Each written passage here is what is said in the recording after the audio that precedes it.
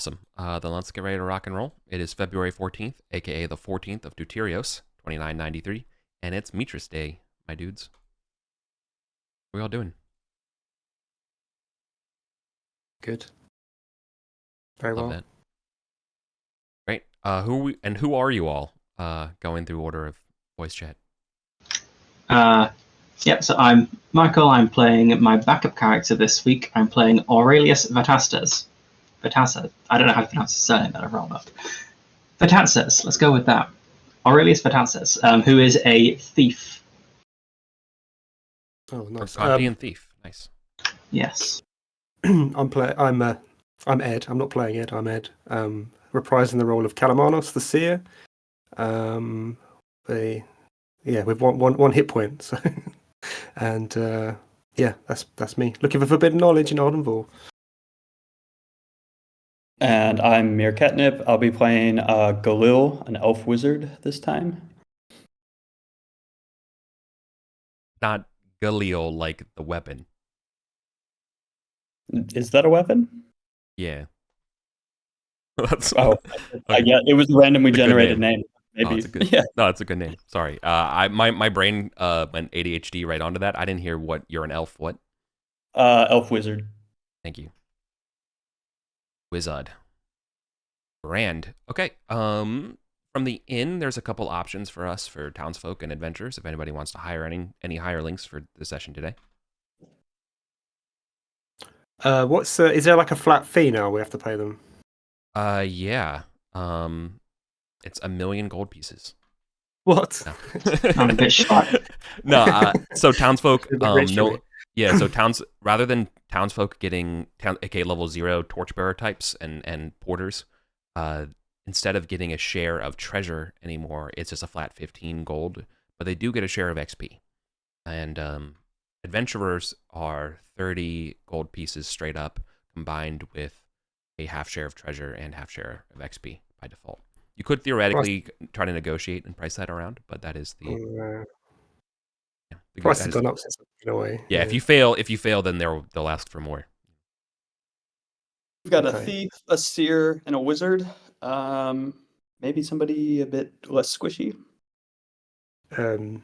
So Brahm or Sabot.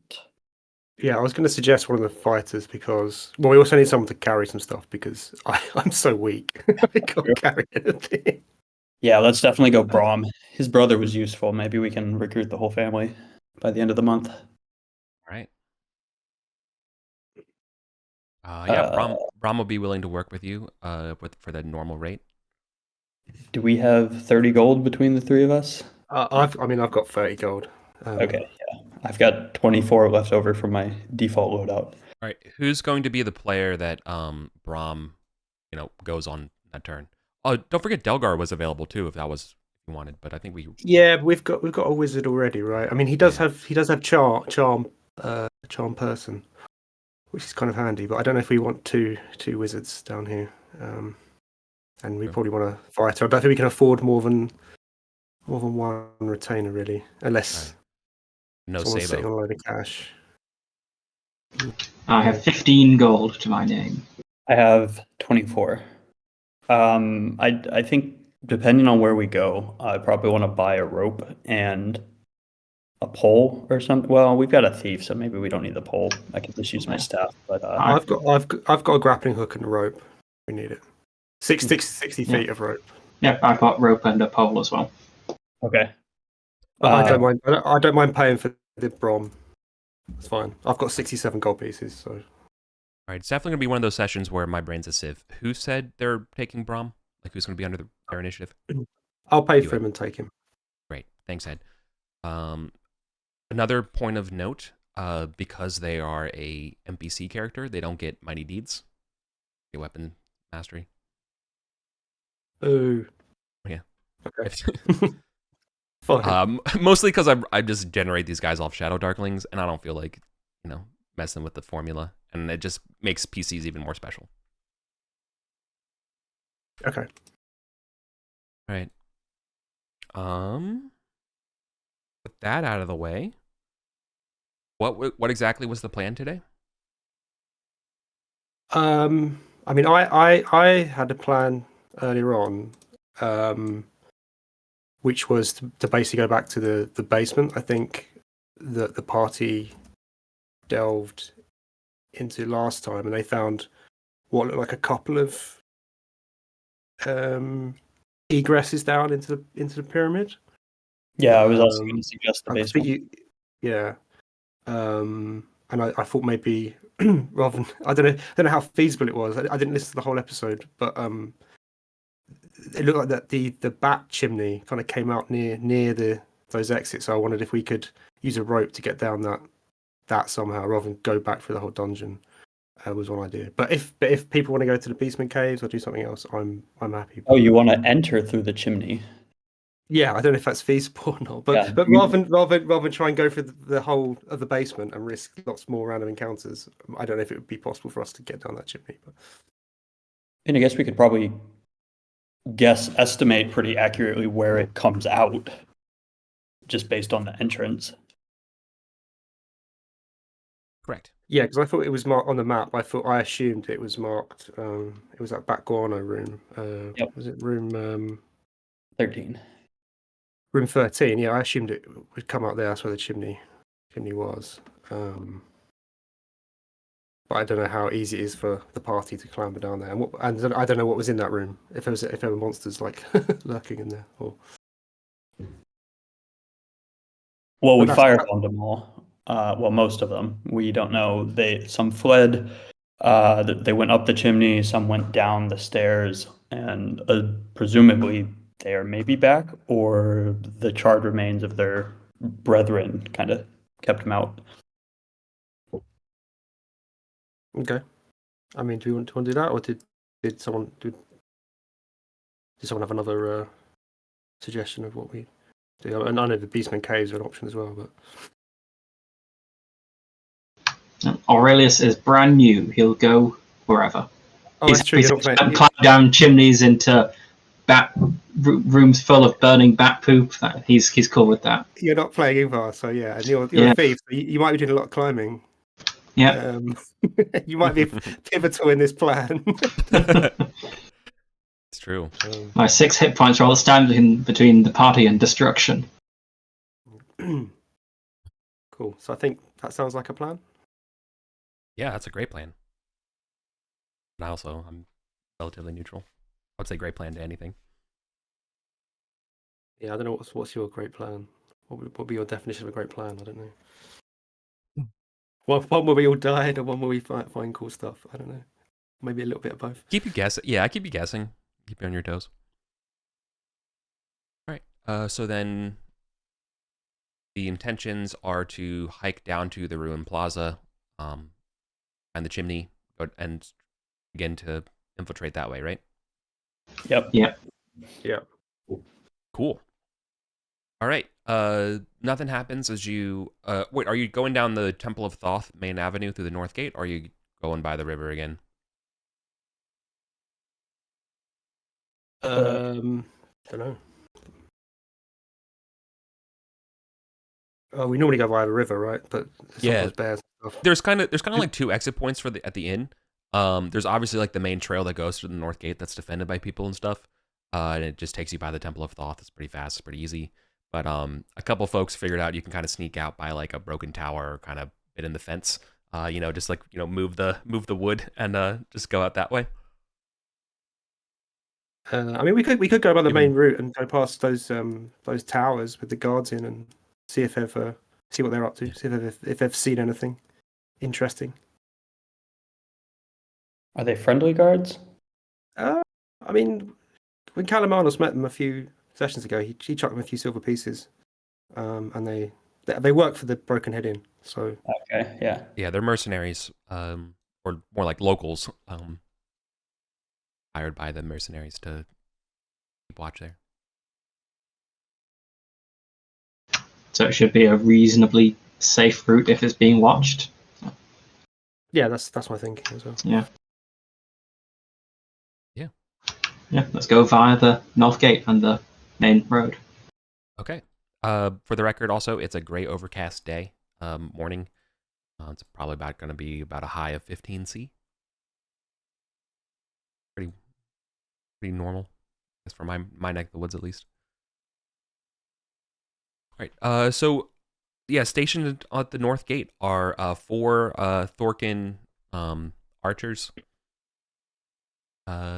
This is one of the several shifts of guys that you've seen going back and forth through the Inn of the Broken Head. They'll flag you down and do you want blessings and luck? Are you good? Shouts the elder, gray-sided leader. We never say no to blessings, friend. But tell me, have you seen anything moving in the city today? Anything of interest? Just the monkeys. Yeah, I've seen those big baboons. They've been heading up from the temple. They're around the temple at the moment, are they? Yeah. Yeah, but no sign of Charlie. It looks like it's a rival. Charlie is the name of the baboon that they're given, that aggressive one that you saw. That coup de grace for the leader of that tribe. Okay. They've started naming the baboon tribes because they're bored. Like an underground baboon fight club. Yeah. So yeah, or just like they're watching the nature documentary unfold. So so that one's name's Charlie. The other one they're looking at is Spokane. And so Spokane has taken up the around the temple this time. Any sign of the dragon? Oh, Crass, no. Thank God. He's been busy at night though. You should talk to the night shift. Okay. When do the night shifts come on? At night? At night. Yeah. Oh, all right. That's what I want to ask them. So Yeah. fare thee well, friends. Right. Yeah. So the dragon activity has been largely dominated at night recently. Okay, cool. So up at the temple, there's about 6 baboons. This one, the curious thing about this group is that it's led by a female baboon, which is interesting to note given their hierarchies. But it's currently they haven't gotten a full they're kind of just they're not hostile or anything like that, but they're definitely checking you out, right? They haven't gotten a full picture of you. I don't think you've met this group yet. No, okay. Well, I guess we'll give them a wide Yeah. berth, I suppose. Mm-hmm. You give them a wide berth as you go descending into the ruined plaza, but they definitely begin to come down from the temple and kind of just sit at the lower steps of the temple and kind of just still watching you, see what's going to happen. What's the general marching order for the group? Imagine Brahms up front. Yeah, but again, he's a retainer, isn't he? I don't know. I suppose that's what he's here for. Yeah, but I guess Brom will be at the front. Yeah. Oh, you're not making him. Yeah. Not. What he signed up. This is well within the contract, right? To March 1st he's fine with that. He's also got short legs, so he sets Yeah. the pace. Yeah. That's true. Yeah. If he wasn't uncomfortable with something, he would speak up, right, and be like, "Hang on a second, guys. Cool. Hang on, manlings." I'll just march behind him. Yeah. Manlings. Isn't one of us an elf? I think. Yeah. Actually, are dwarves and elves antagonistic in this game? Not particularly. Dwarves are relatively antagonistic to everybody. They just keep to themselves. Okay. Yeah. I think you would know. It involves something called the Smiling War. Okay. Yeah. Is that the with the doppelgangers, right? Yeah, with the doppelgangers. And So they make don't sure want not to smile at him. Yeah, so they don't really like to trust a lot of people. Prom seems all right.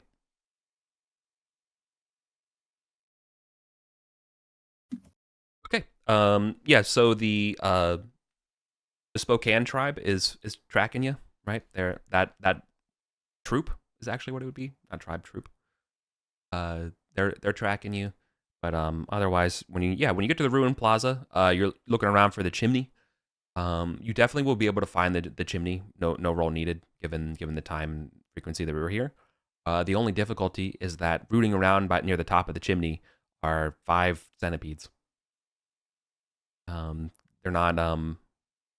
They're clearly like looking around for trash. There's a couple of dead stingbats up here that they're devouring.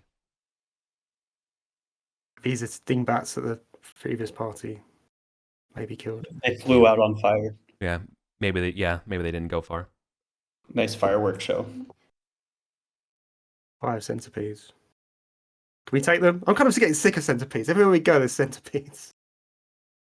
Just Is it the same centipedes? Look, Do I? no offense. Do I? No, There's no, one I mean- centipede with a scar on his eye, just looks I'm at sorry. you. Yeah, forgive us. We're gonna be insensitive to entomologists out there, but I think all giant centipedes kind of look alike. This is the No, same you kind of know. models. Haunted. Yeah, by these I centipedes. haven't created like sub factions of centipedes, clutches, and rivalries like baboons. So I'm not baboons. yeah, so I don't have that for you. But We're no, working on that. yeah, that'll be for the next iteration of the game. But no, the thing I would say though is that you all keep not really killing them. You keep feeding them. So like, yeah, they're gonna be Yeah, I know. around, and then you kill their enemies, and so they're gonna stick around. Yeah. Maybe we can domesticate them Yeah, eventually. it's a long game to domesticate them. Yeah.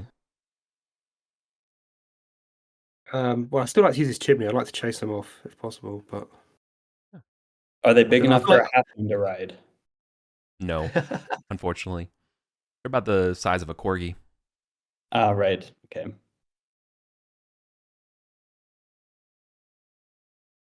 We can probably take some centipedes, right? How Yeah. many centipedes Run are over there? there and start punting them away. I said 5. 5. Okay. All right, what's going to be tricky? I'm gonna push things a little bit. Mm. The baboons start hollering and screaming as you approach the centipedes and slow down, right? To get your. I'm not saying you're going to march blindly into them, right?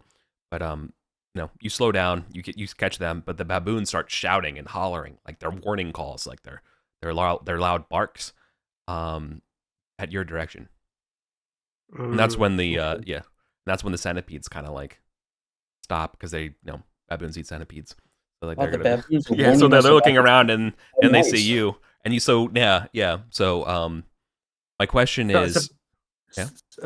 I was going to say they're hooting and hollering at us, or they're hooting and hollering in general, or they're hooting and hollering at that centipede. that was going to be my question. Is now that after the hooting and hollering, the centipedes kind of stop what they're doing and look around and see you. Do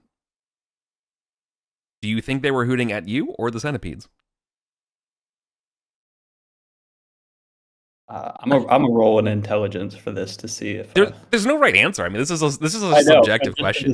Just to I think they're decide. hooting at. I think they're hooting at the centipedes. But I feel like if there's going to be a huge brawl, baboon, centipedes, us, maybe we should. The better part of valor is just to go to the regular entrance rather than try and rappel down this chimney whilst being assaulted by baboons. And like the regular entrance, we have 2 pathways that we know, and it's not that far. So Yeah. Yeah. Okay. It was a nice idea, but maybe we'll beat a retreat and head to the main entrance. We can try it next time. All right. Next time. Yeah. There's always a next time. Okay. So the centipedes begin to kind of go closer to the chimney and kind of look around because of the hooting and hollering, which continues even as I describe this. I imagine you're going to take a more circuitous route around the centipedes to try to get to the entrance. Not really trying to threaten their space. Yeah, and so the centipedes are going to kind of more or less retreat as you go to the main entrance. They're kind of beginning to hide and being like, oh, there's might be a predator nearby, kind of stuff, right? oh, didn't we seal up the chimney last time? Well, it's unsealed now. No, I don't know. That's good.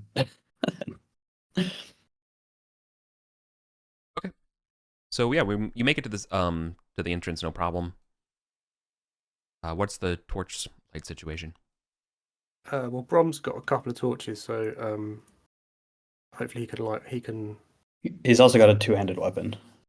What's a If he versatile lights weapon? up, I think I can carry one because I only need 1 hand to cast, right? Yeah, I mean, if you want to, I don't mind carrying one as Right. well. But 'cause I don't have a shield, so Yeah, Braum normally fights with the bastard sword in one hand and with a shield in the other. Okay. Well, either way, both his hands are full. So last time I carried the lantern, I forgot that it was going to run out, and Yeah. it nearly got everyone killed against a giant snake. Someone has Oh. if someone has a good method for not Yeah. forgetting. yeah, Also- Take the torch. I'll hold a torch, and I just set a timer. So Cool. 8:23. No problem.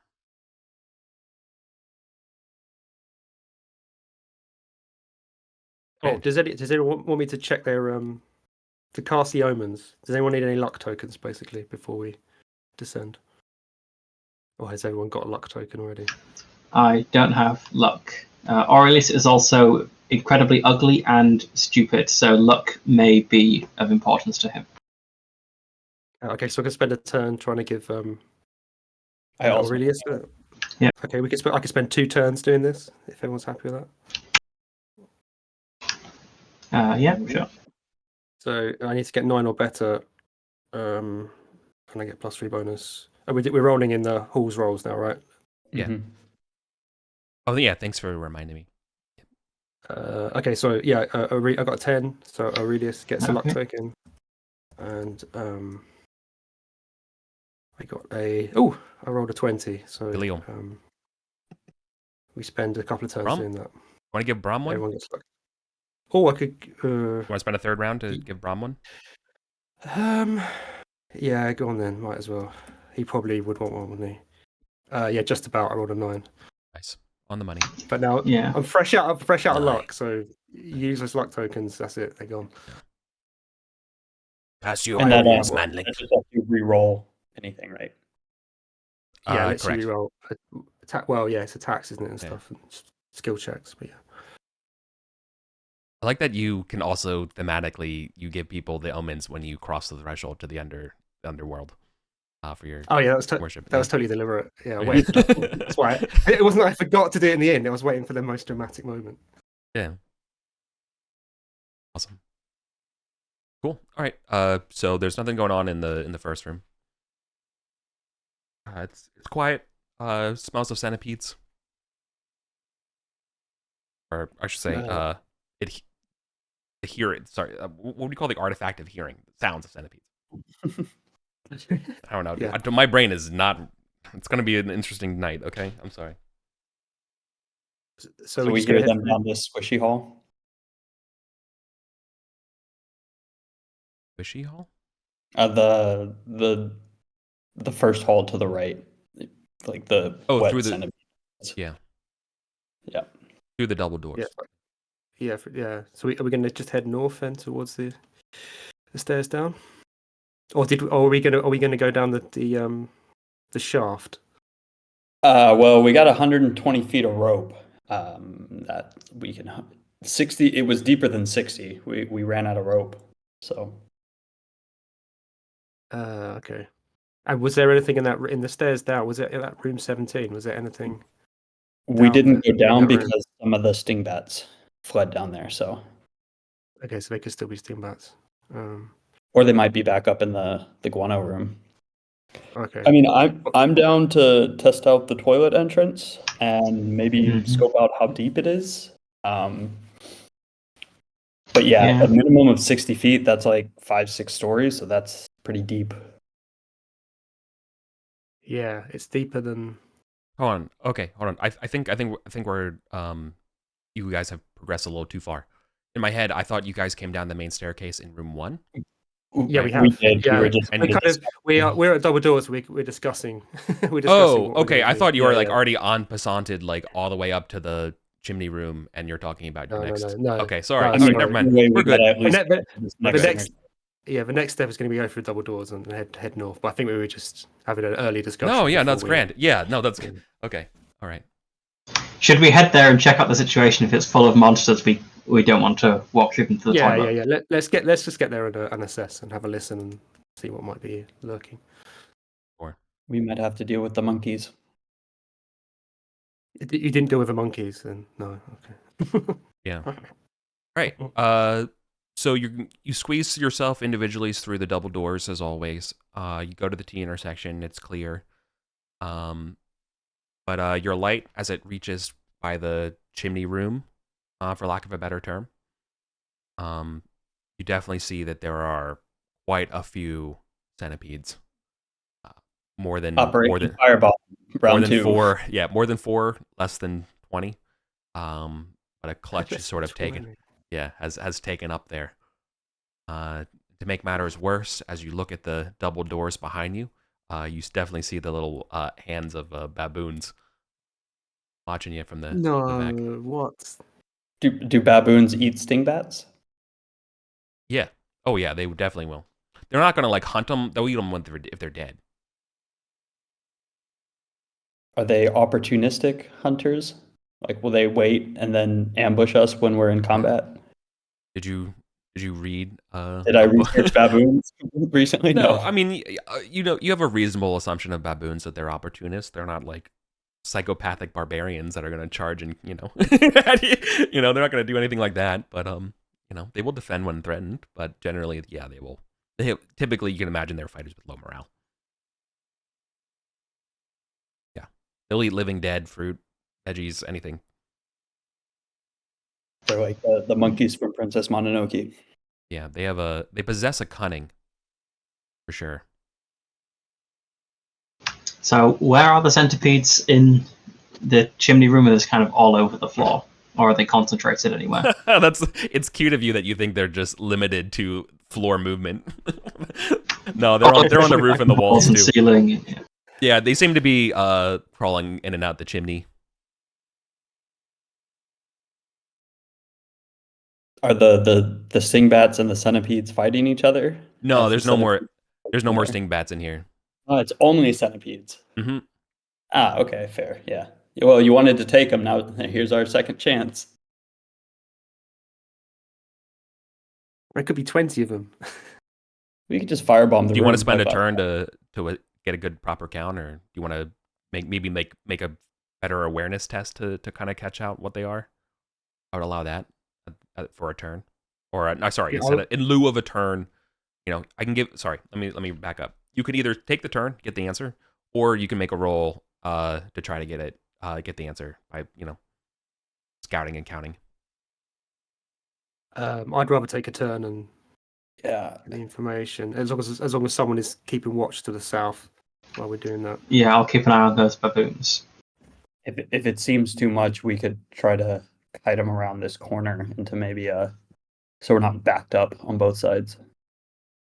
Yeah, we try and go one of these side passages. I mean, we might be able to go back to T junction, head west, and loop around north, sorry, and get back to the room that way. But yeah, I think we should take a turn before we just pile into this room, see if we can work out how many centipedes are here. Sure. So there's 7 centipedes. Take the turn.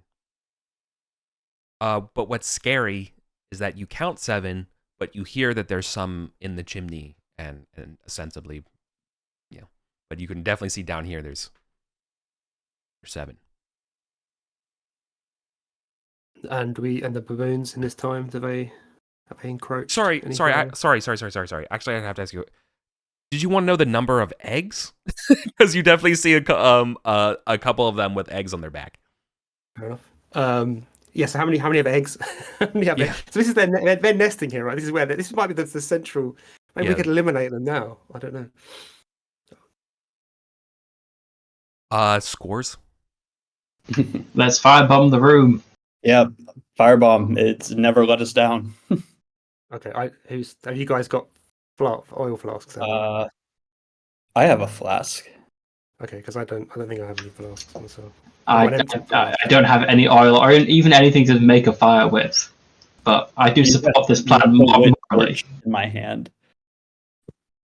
When the Prom doesn't have anything like that. When the oil. Oh, go ahead. I was going to say, I'm not so good with martial things, being the big nerd that I am. If I can just give it to somebody else want to try to aim this in there? I mean, I have a +2 to I have a 14 dex, +2. That's better than me. It's a Yep. question of chucking something. I light the Molotov and hand it to you. Okay, I'm going to chuck it in there and see how many we can get, and then we'll try and deal with whatever's left. Okay. Give me an attack roll. I'm adding my dex bonus to this. Are we at this T-junction here when this happens? For whatever reason, I don't see your mouse over in Miro. Oh, weird. My guess is that you are here. Yeah, I'll refresh. Yeah, yeah. I guess I've moved Oh forward. no! Oh no! no! No, that's me. That's me. Okay. Miro. Yeah, I guess I've moved forward a little bit to, to try and do this. Yeah, of course. Okay, so I rolled a 21. Oh yeah. You smother the mothers with impunity. You said it was like lit, right? Because it had like a rag in it or whatever. Like Yeah, I turned it into a Molotov. Molotov. Yeah. Okay. Yeah. Immediate splash.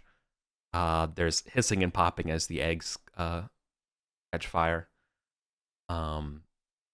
Yeah. That centipede's a goner. Roll a d4 plus 1. This will be the number of centipedes caught in the blast. 3. Nice. Okay. There's 3 centipedes on fire, which immediately will run off to the either to the stair. Well, 2 of them will run off to the stairs. 1 will run off to the hole. I forgot the name of it. The shitter. I literally cannot remember the name of what you call it. Toilet. A toilet, but the Portcullis? Not a cistern. No, it's not a cistern. That's where that's fresh water. Whatever.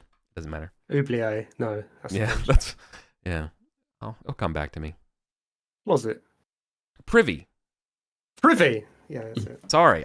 Again, my brain is all right.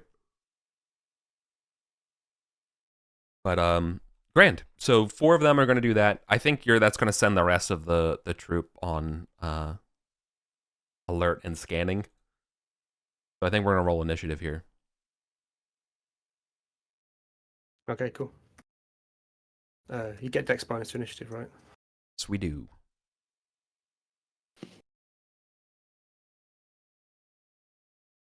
Uh, 15. Also 15.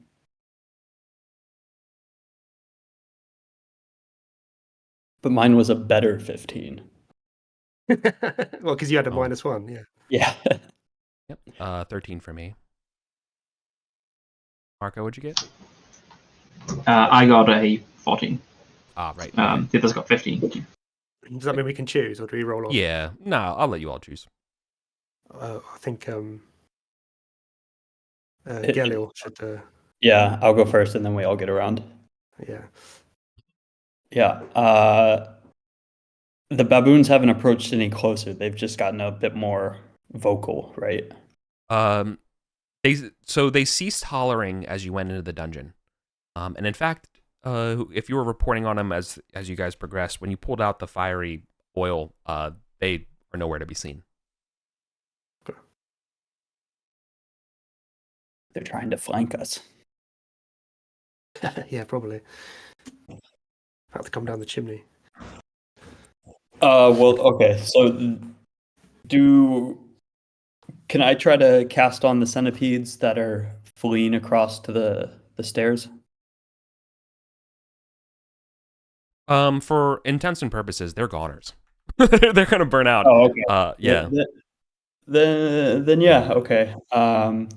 They have They assuming just the burn fire up. hasn't spread so far that I could actually like get up here and see one that hasn't burnt to a crisp and target it. Sure. So there is obviously the patch of oil that's on fire, right? Yeah.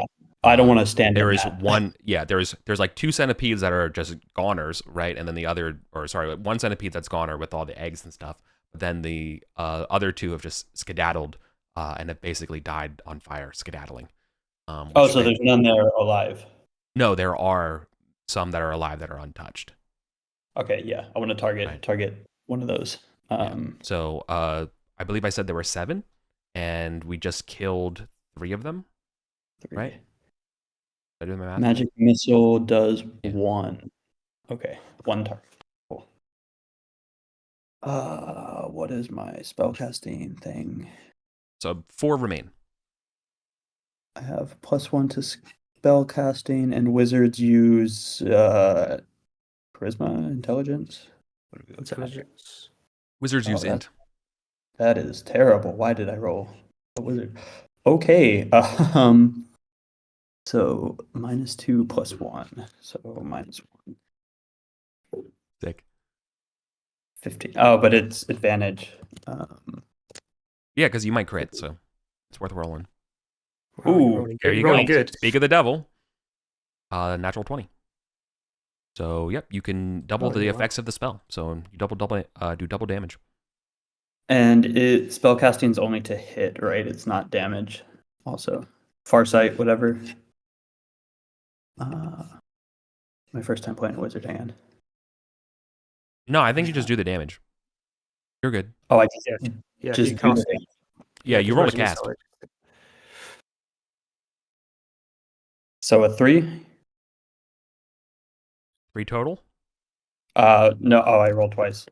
Okay, 3 and a Okay. 1. So All right. 4. 3 centipedes remain. As your magical bolts just pummel this thing into goop. Okay, I will pull out my crossbow.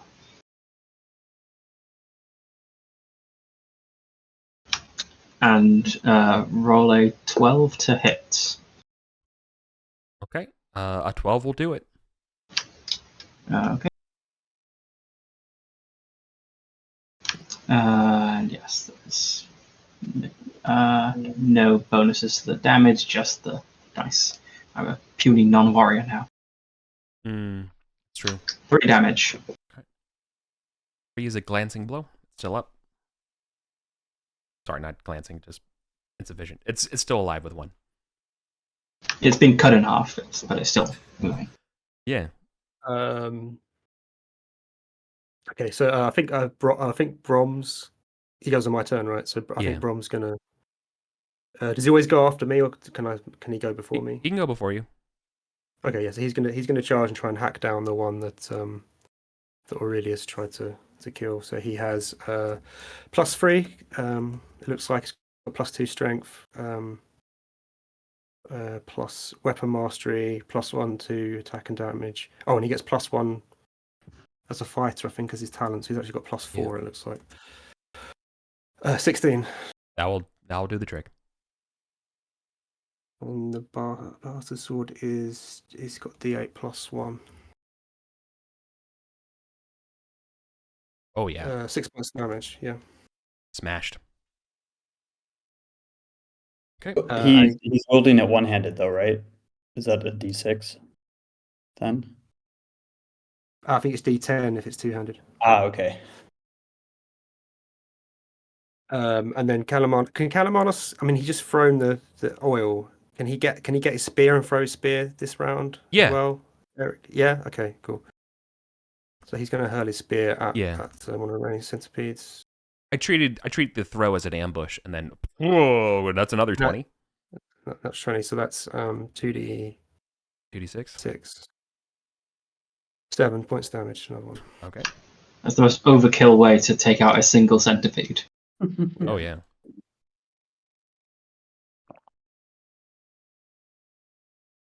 Flee centipedes. You've had enough. Yep. All right. That last one doesn't want the smoke. It's going to go. Okay. It's going down the stairs.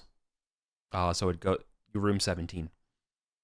The rest of them die, and it's just gonna go scurry after the rest of them. That one that's starting to go down the stairs. It goes quiet again. Down in these halls. You hear the sounds of baboon foot prods behind you again. Curious about what you're doing. Well, I'm going to retrieve my spear. A mighty victory, friends. Yeah. Dinner's prepared, baboons. Yeah, the baboons are brazen enough to come up to like a T junction, so kind of like almost close range with you. They clearly like aren't attacking, but they're like, they're doing like that cat thing. Like if there's a cat outside where they're just kind of like looking at you, and if you make a step forward, they just step back. Like they're just not, Can we But grab some of the centipede corpses and toss them their way? oh yeah, and you watch the leader again, the Spokane, as the guards called it, throw it off to distribute to the rest of the pack. Then wave and be like, "Enjoy, friends." Yeah, they're chomping it down like it's they're eating like a cheesy gordita crunch. Like, yeah. So I They're think very we're going to happy. check out the privy, right? Is the Yeah, let's start climbing down and see where the iron rungs end. somewhere Okay. pleasant, I'm sure. Do we want to knot together 2 lengths of rope and then have it held at the top and the other end tied around someone's waist as they go down? I mean, I don't know if we want to waste the rope because we have the steel rungs in there. Maybe we just tie it to each other. That way, if something breaks, and we can still have the rope for later. Or if the rungs don't go all the way down and we need it to kind of reach the bottom. Yeah, the rungs were in relatively good condition, right? I think. Yeah. Okay. So there are 4 characters and we have 2 lengths of rope. But 60 feet is a pretty long rope. I'm sure you could have like one. I think we can get all 4 of them. Yeah. I don't think we'll be able to go far from each other, but Yeah, you start going down the rungs one at a time. Who's right? Are you tying the first one off, or like are you sending one person down first to like figure it out? I think we're all just in order, each of us tied to each other. All right, who's going in last? We should have the strongest person at the top. Yeah, Brom. I guess Brom will stay at the back. Okay. In case the baboons try and get feisty while we're in the middle of this ladder. Maybe Aurelius, how common is it for people to trap ladders?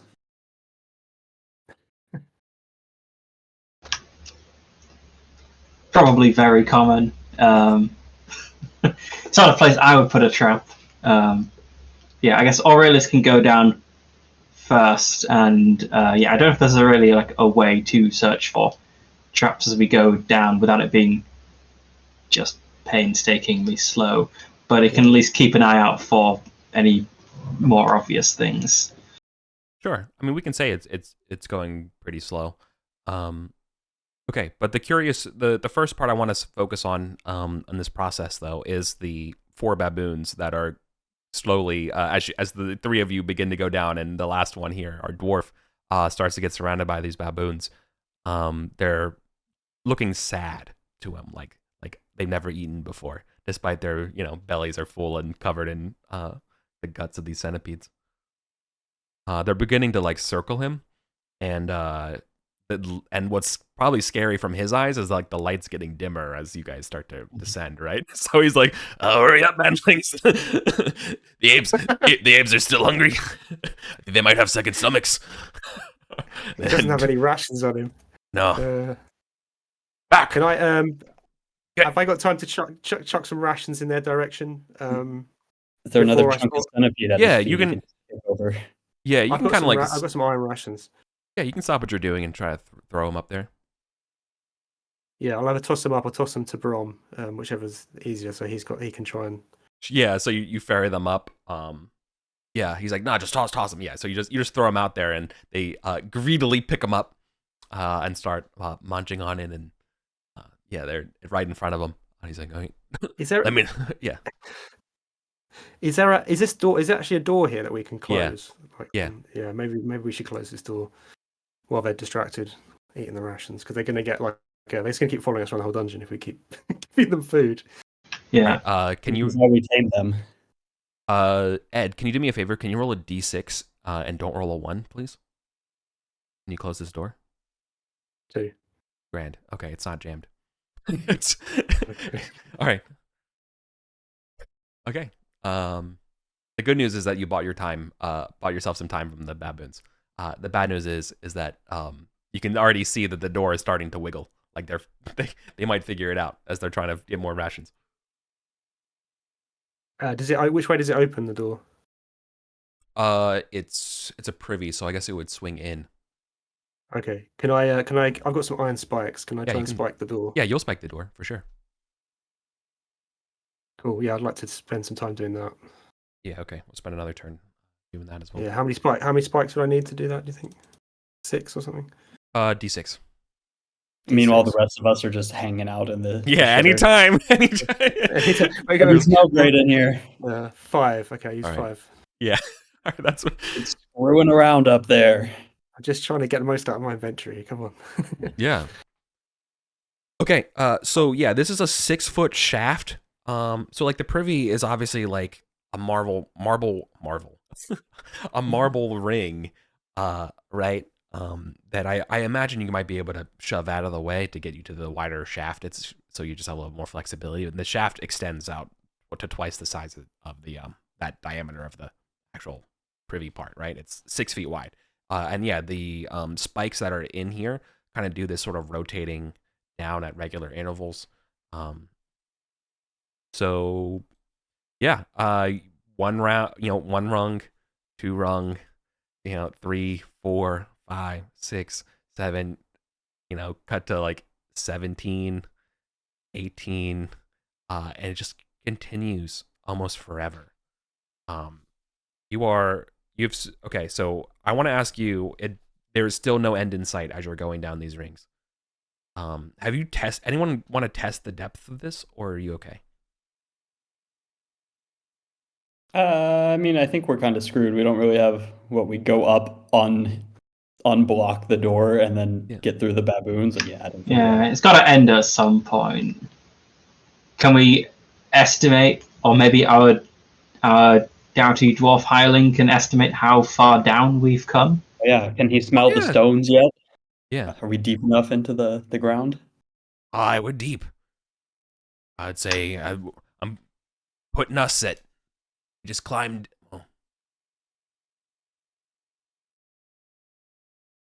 Carry the wall. Say 300. Yeah, 300. I'd say we're about 300 feet deep. 300 feet. Oh Jesus. Aye. And this seems to keep going. That probably took us an hour and a half. All right. He's gonna hawk a loogie to measure the depth. Is that okay? He's on top. Or we stop him? You hear him go. To use. No, you let him. Yeah, I'd let him. Yeah. Just hug real close to the wall. Everyone, That's be cool. quiet. Time goes. You can hear him like counting in his head like a drummer, and until you hear the, and he's like, that's about another 350 feet to go, lads. What? We're halfway there. Yeah. The good news. The good news is we're halfway down this one. Yeah, it's closer to the bottom than in the top at this point, Manling. Let's go. No doubt there's treasure down here. Yeah, no one's going to have been down here, right? Yeah. I thought we absolutely would not. carry on. I Is started it- for that. I'll fight these baboons. Down. This is a skyscraper. Yeah. Yeah, we keep going, like 650 feet or something in total. Yeah. Nobody's gonna find our bodies. Oh no. If you keep going. All right. So the first thing that you're gonna do is you're gonna hear a sound as you're going down this privy. You're just gonna hear hushed human voices, just and footsteps and prodding and the sounds of like chainmail clacking, and that's it. And then as you're like descending slowly, I imagine you all kind of stop for a second and what's going on, right? But it disappears. You don't hear it anymore. Like echoing up from the bottom. Yeah. But it's gone as fast as it comes. We can ask them what the best way out of here is. Yeah, Are we right. close enough to the bottom that we can untie ourselves and, I guess like drop you would down have real quick, kind of scope it out, and then? Yeah. Yeah, that happens while you're all still a couple hundred feet up, right? Oh, okay. I thought we were like Okay. 1 or 2 No. rungs from the bottom. Oh yeah, no. So you will get down to the bottom, right? the walls Yeah. of the walls of this shaft. What are they? Is it like just stone? Is there any? I'm glad you asked. Is there anything? Is there No, anything of interest? it switches to actual natural stone.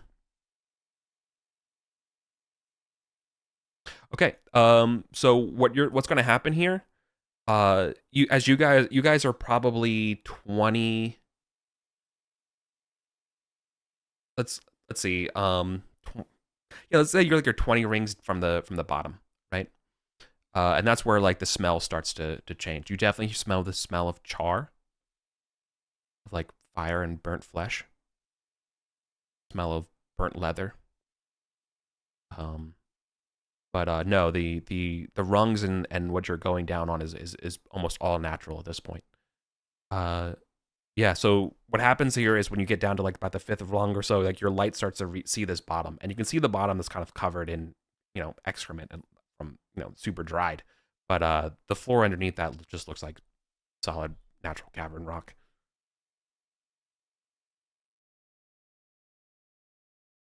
All right, It's let's get to definitely the quiet. bottom and look for other exits. Like, Yeah, there we must gotta be be- another exit if someone put rungs in here going down.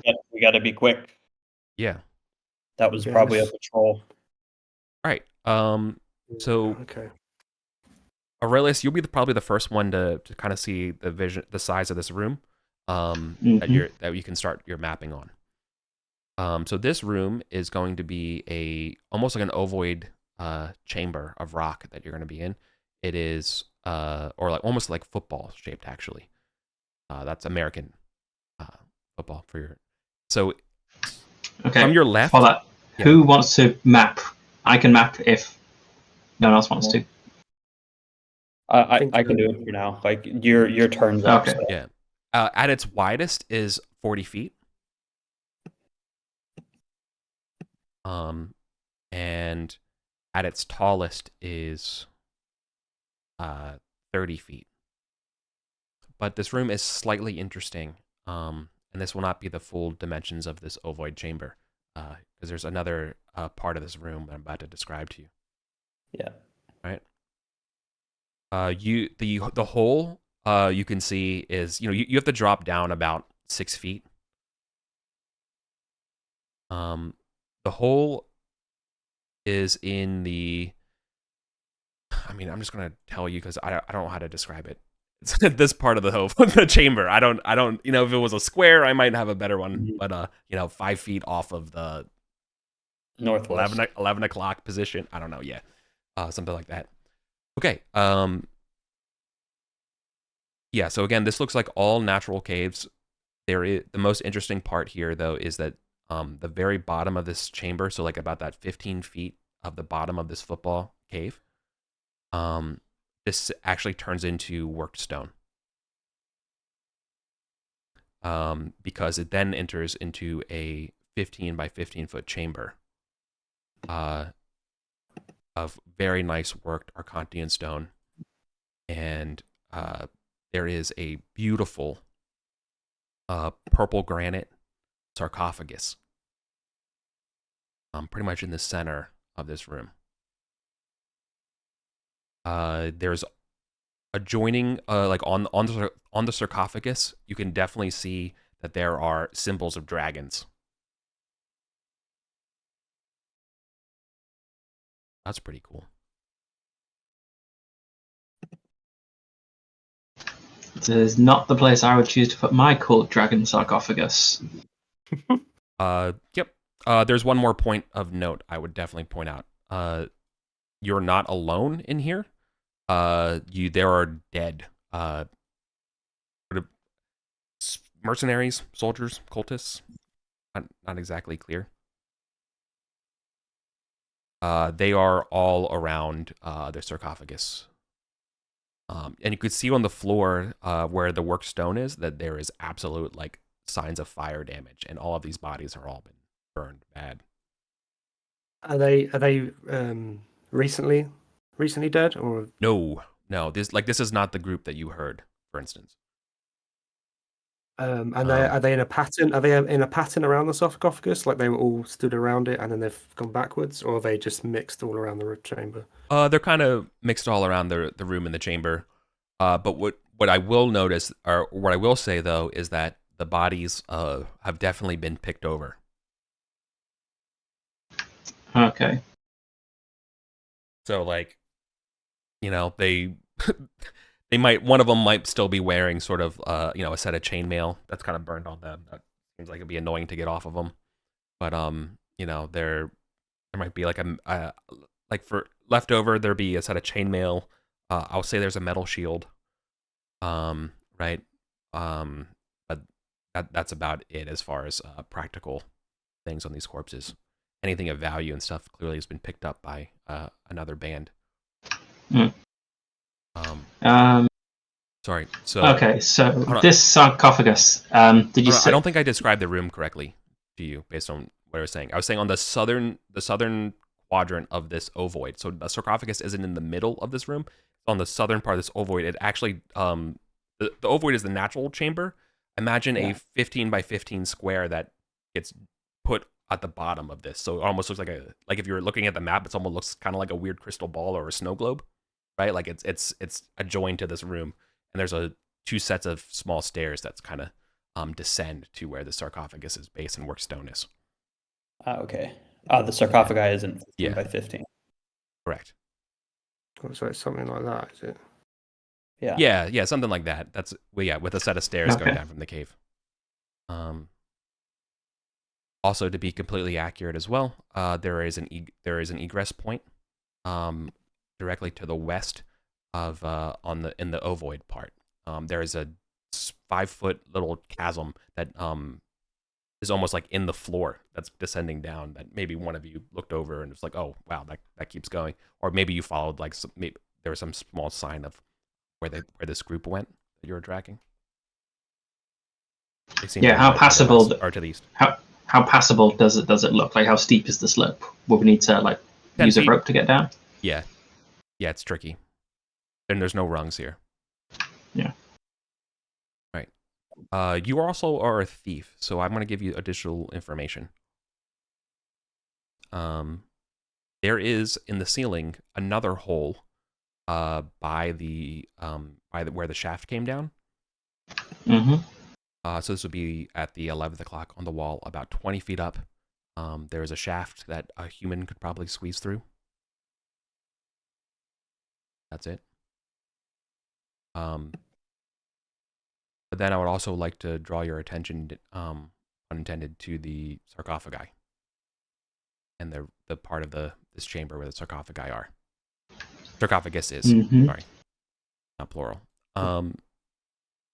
In the ceiling, above it, are definitely some sort of like flame trap contraptions inside. They're set up around the tomb, and it will basically immolate this whole area. But you don't know, because they're so distant, you don't know like what the triggering mechanism is. Okay. But we're standing in this room now. We've left the rungs and we're in the room, right? So yeah. So there's some mosaics I would like to describe for you around the sarcophagus as well. It's not just like a sarcophagus with no depictions either. Like there's some text that you have a chance to look at as well, right? But let me describe the mosaics. So the mosaic on the west definitely shows ancient Archontians working to build the Pyramid of Thoth on the surface of Arden Vul. So that's on the western wall. And on the eastern wall, there is a man wearing, that's riding a dragon over the finished city of Arden Vul, holding a, clearly like wearing some sort of crown, like a circlet. And then in one hand holds a spear, and the other one holds like a tablet, like a stone tablet. So he's got a crown. Yeah. Spear and a tablet. Yeah. Is this is there more mosaics to describe? I'll come back and ask questions. Yeah. And then on the southern wall is there's ancient Arcontians inspecting cave mouths, and in each cave mouth is a dragon, like a dragon head. You know, ancient Arcontian lore is all about the reason for Arcontian success is not that just weird racial superiority stuff that probably exists. It's that they mastered the dragons, right? The draconic compacts of the sorcerer kings and of the island, and through the use of the pairing of dragons, you basically subjugated the world. Okay. And this is in the round room or the sarcophagus room? Sarcophagus room. So these are the 3 walls of the sarcophagus room. Yeah. Mhm. So, if all the burned corpses are around the sarcophagus and the flame traps are in the ceiling, my gut feeling is that opening the sarcophagus triggers the traps. Do we think it's worth the risk, Aurelius, trying to poke around and see if we can find a way to disarm the mechanism? There is more context I wouldn't mind sharing, though, about those sarcophagi that you would have saw. So, Yeah. 2 things. One is that it's very pretty purple stone, which is pretty significant. There's definitely inlays of silver. There are 2 half-inch diameter holes drilled into the top of the lid, but also on the lid in ancient Arcontian, so Mithric. There's a lot of words that look like epithets or epitaphs. I don't know, if you're dead, it's kind of both. Okay. Am I able to read those without getting too close to the sarcophagus? Yeah, with the torch going and all, yeah. So it says, Julian Grex, Archon, he who first located the obsidian doors. Yeah. All around, yeah. Plumbed the secrets of the great travelers and revealed the properties of Arcanum. Properties of Arcanum. Okay, so we've heard about the both the obsidian I'll put doors it. and I'll put it in chat for Arcanum. you. Sort of the Arcanum. Okay. Because it was that guy, that Lankios guy, who was trying to get past the obsidian doors, right? That was his. It was his buddy Kaitor. Yeah, Kaitor and Givriel. Yeah. I would also give you the context immediately, as you know, that Archon is the title for governor of Arden Vul. It's got to be good stuff in this sarcophagus. It does. It does seem that way. And the mosaic on the east. Would any of us? Do any of us know who Julian Grex was specifically, and would he be the person riding the dragon on the mosaic on the eastern wall? You wouldn't know for sure, but it's probably a damn good bet. Yeah, if this is the sarcophagus of the ruler of Arden Vul, and there's a guy wearing a crown riding a dragon over Arden Vul, probably him. Yeah, that's kind of my thought process about it. I feel like if I was this great, mighty ruler of legend, I would probably have a better burial chamber than this tiny little room. Yeah, it's a bit. And this where the sarcophagus is, this is worked stone that it's in. That chamber's worked stone, but the ovoid chamber is more of a natural cave, or it kind of it turns from being a natural cave into being worked stone. Yeah, it turns into. Okay. I mean, I'm desperate to find out what's inside the sarcophagus, but maybe we should try and find out where these people who explore a bit more. We're rooting about here before we commit to cracking open anything. Maybe we can overpower them and convince them to open it for us. Yeah, possibly. Do we have any indication of which? I mean, the only exit seems to be west, or up through this hole in the northwest quadrant. Yeah, but my ass said the wrong directions. It's towards the holes to the east, not the west. That's on me. I definitely got them mixed up. Forgive me. Oh, the hole. The hole we came in is on the the 10-foot hole. Yeah, the 10-foot drop path that the whispers that you heard send and their trails, that goes to the east. Okay. The Okay. hole in the ceiling yeah. is in the west at the 10 o'clock position, 20 feet up. Right. I got it. Yeah. So kind of like northwest of the hole that you dropped from. What I could do here, I have the spell Chant, which lets me see all invisible and hidden things as though they were plainly visible. I can try casting that in this room and seeing if I can see if there's any secret exits or anything that's hidden to us. Would you be able to see the traps in the sarcophagi? It does not let me see through walls Okay. or objects, but it might reveal hidden doors and things like that. But I assume it makes a noise because I begin an unearthly chant. So I assume I'll make some noise if I do that. I think we should scope out a bit more to see kind of our more immediate surroundings. Cool. So is there an indication? Is there any indication of which direction this party of people went? Yeah, Like, to the any east. tracks or Yeah, I think There's only Aurelius. this one. Yeah. Yeah. Okay, let's go have a look down this corridor. yeah, let's cautiously follow and see if we can see who they are. So I'm going to be a stickler here, though, and I'm going to ask how your guys are getting down this 10-foot drop. It's basically like a sheer drop here before the cave it's a floor drop keeps going. down. Yeah. So basically like a hole in the floor. So wondering Getting down's easy, but getting back up might be a bit of a challenge. Well, I've got a grappling hook and a rope, so we could attach the grappling hook to something and just have it. I mean, we might not be able to get back up quickly, but Or just lift each other to come up. I mean, 10 feet's not that bad. Yeah. yeah. Can we use a grappling hook to get down there, Eric? Is that okay? Yeah. I mean, I think we no, could just... you use a grappling hook. No, wait, no. You can't use a grappling hook to go down. Oh, wait, you mean like do you like pin the grappling hook above you and then like kind of come down like a rappel? Yeah, exactly. Oh, yeah, that makes sense. If I thought you threw the grappling hook to the bottom of it. I'm like, I don't understand. Yeah, wait, attach the grappling hook to hopefully there's something. Yeah, there's attach the grappling hook it can. to, Yeah, you can. Yeah, for sure. There's purchase up here. You don't have to roll for Do we really need that for 10 feet though? I yeah, think we could then Here.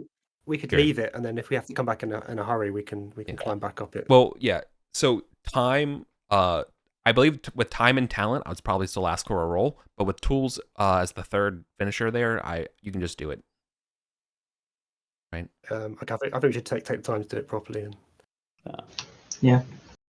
Yeah, you're just gonna be burning through rounds. Have a quick retreat that we can pull up if we get chased back.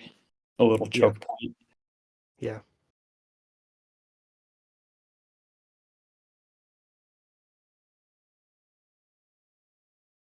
Okay.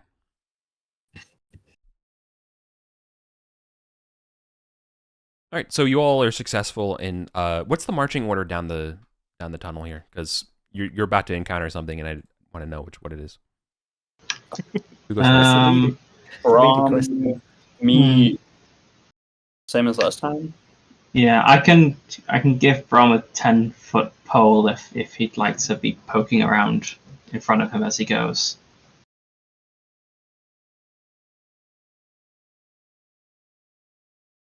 Yeah. Do you want to put Brahm up front? Our torch is dimming a bit. We've got about 10 minutes, I think. Probably. So there's a lot of excitement happening. Do we want to light a new one just to be safe before we head off instead of it going out in combat or something? Yeah, shall I light one and carry it as well? Okay.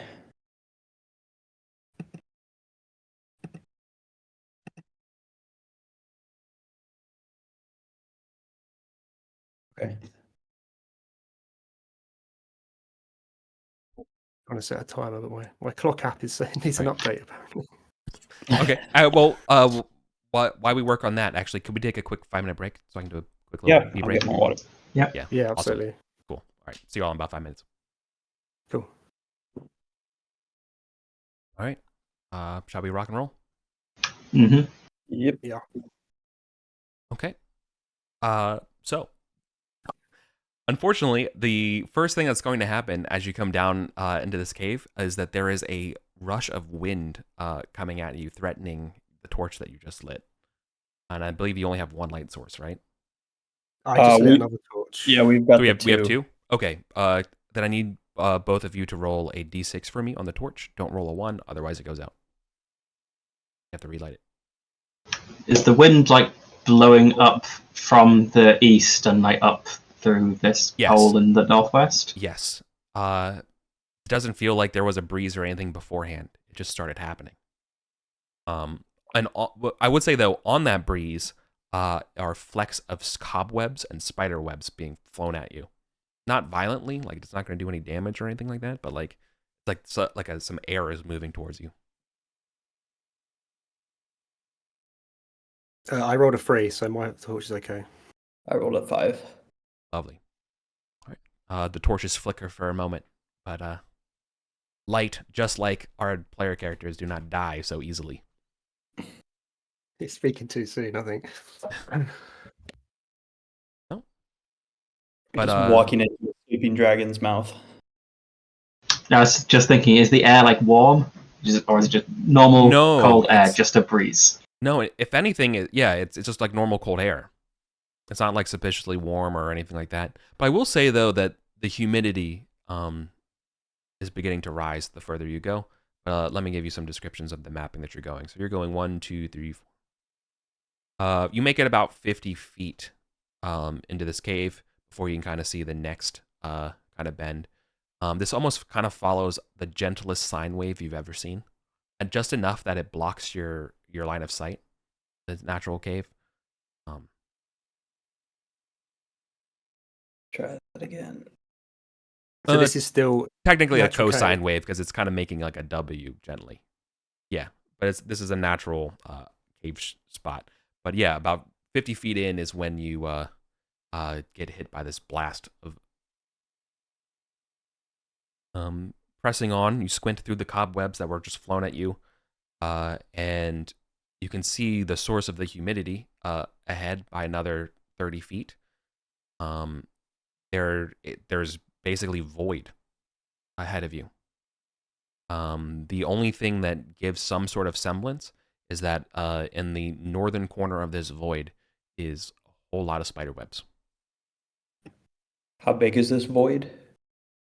This void extends beyond torchlight.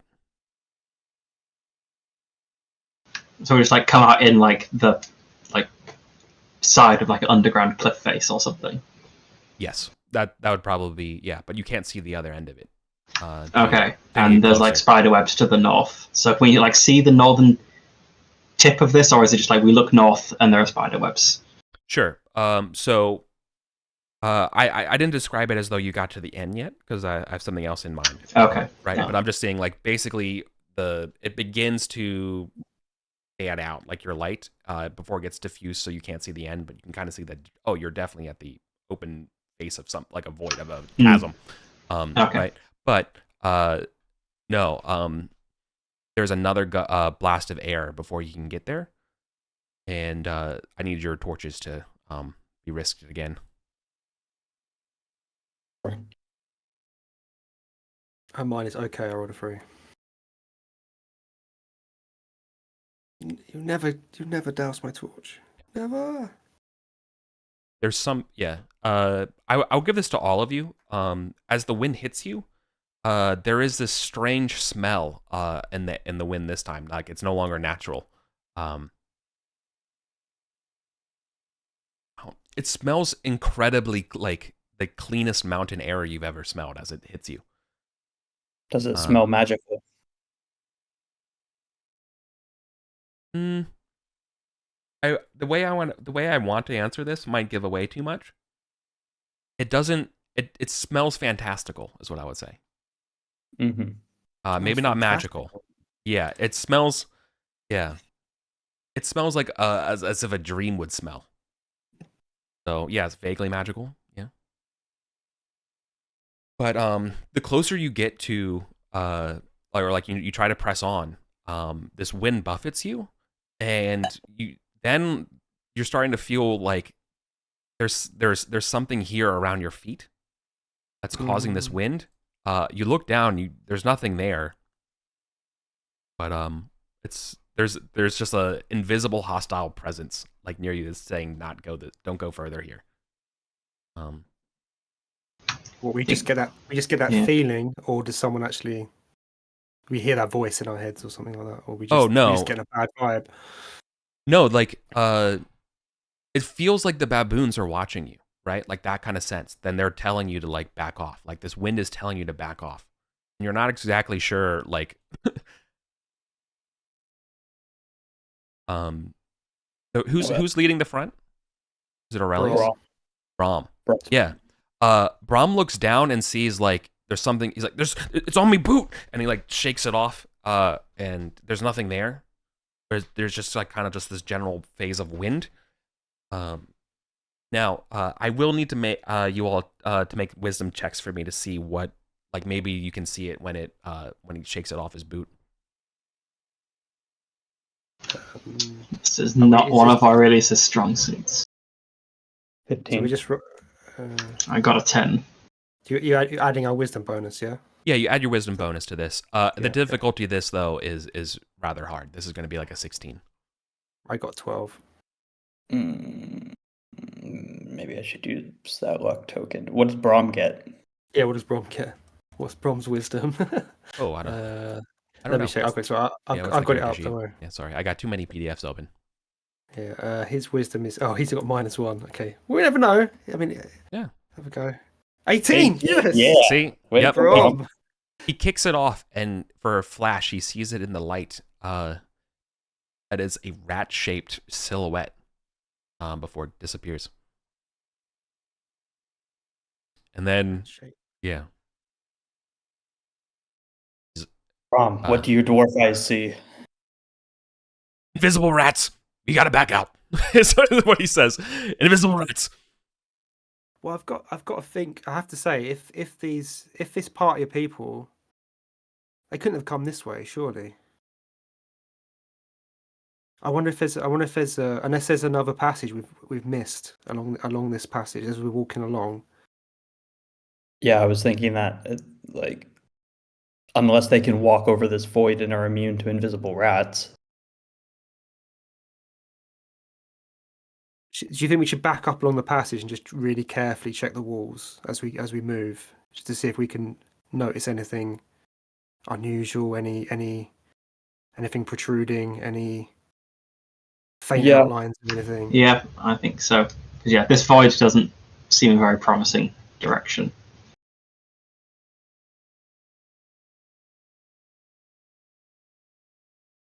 Okay, yeah, we're slowly backing up, searching for secret doors or anything unusual. So now we're in reverse order. In reverse order. Let me just see what's happening though. 1 second. Okay. And my torch just went out. All right.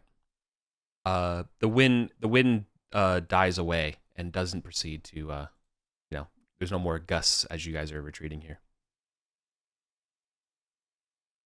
But you can tell that our dwarf is very shook up and hyper alert for anything. You occasionally just see him like just kick air, just making sure nothing's on him. And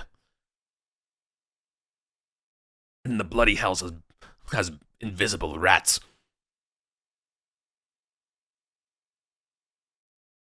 Never seen an invisible rat before. Well, that's the point. That's the point, Manling. You can't see them.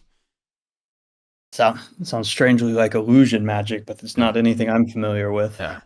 I'm tempted to start using my chant spell now because I might be able to see anything that's invisible along here. Perhaps that group we heard. Perhaps they use these to cover their tracks.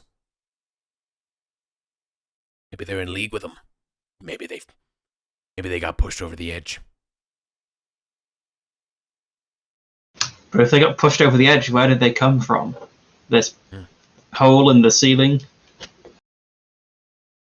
Could be. Perhaps there's Yeah, so I think. Oh, go. I know you Arcantians love your secret tunnels as much as dwarves. Perhaps there's something we missed. Yeah, I want to. Can I use my? Can I try and cast my chant spell to see if I can? Yeah. So it's. I'm trying to hit 11, right, for spells. Mhm. Do 1d20 plus.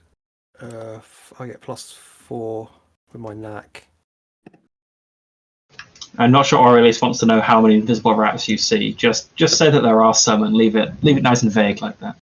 16. Oh, that's more than enough for sure.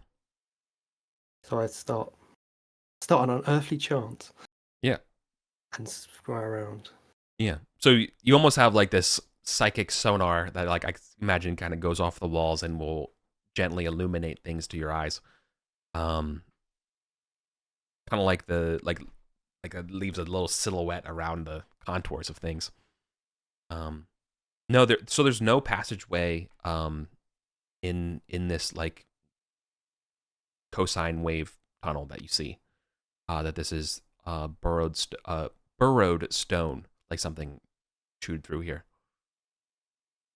But Okay, and I can't see any. I can also. It says I can also see any invisible things. Can I see any? oh yeah, and you see scurrying all. You see 5 of them. There's these 5 rats that are just like literally floating in the air, like they're not even on the walls or anything like that. They're just like gently, almost like balloons. You know, they're just kind of just vibing in the air here. Ghost rats. Yeah, you only see their silhouettes. Are they? They're not moving towards us, or No, they stopped. You can see that, if anything, you could see that there's spider webs away from there. Like I guess your vision can extend a little bit from there. And yeah, you can see that the spider webs, and they're kind of stuck from the spider webs. They don't want to go over the spider web, so they're like, maybe there's another way. We're just chilling here. weird. Okay, well I will report this to the rest of the party, but.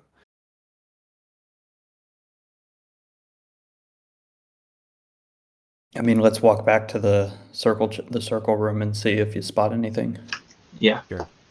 I'll say it will take more than a crawling turn to get over there, so you probably have to keep your focus on, or does it last for a certain time? It's a focus spell, so I think I have to keep. Yeah. Is it every duration? Well, it says duration focus, so I'm not sure how long. Yeah, each turn you roll. Yeah, each crawling round you gotta. But if I fail, I don't lose it, right? It just. Correct. It's only if I lost it the first time. Only if you roll a 1, you will lose it. Like a misfire on a focus roll, you'll lose it, but otherwise you can keep it. Yeah, so just a simple focus. I'll keep it going. Okay, I rolled a 13. Good enough. Okay. Yes, lighting up as you get into the large chamber. I definitely think that you can see those fire jets like a thief could, like hitting in the contour because they're kind of like hidden and concealed. But I would also like to point out that there is definitely a secret door in this room being lit up by your eyesight. Oh, nice. Where is it? So it's on the southern wall behind the sarcophagus in the far right corner.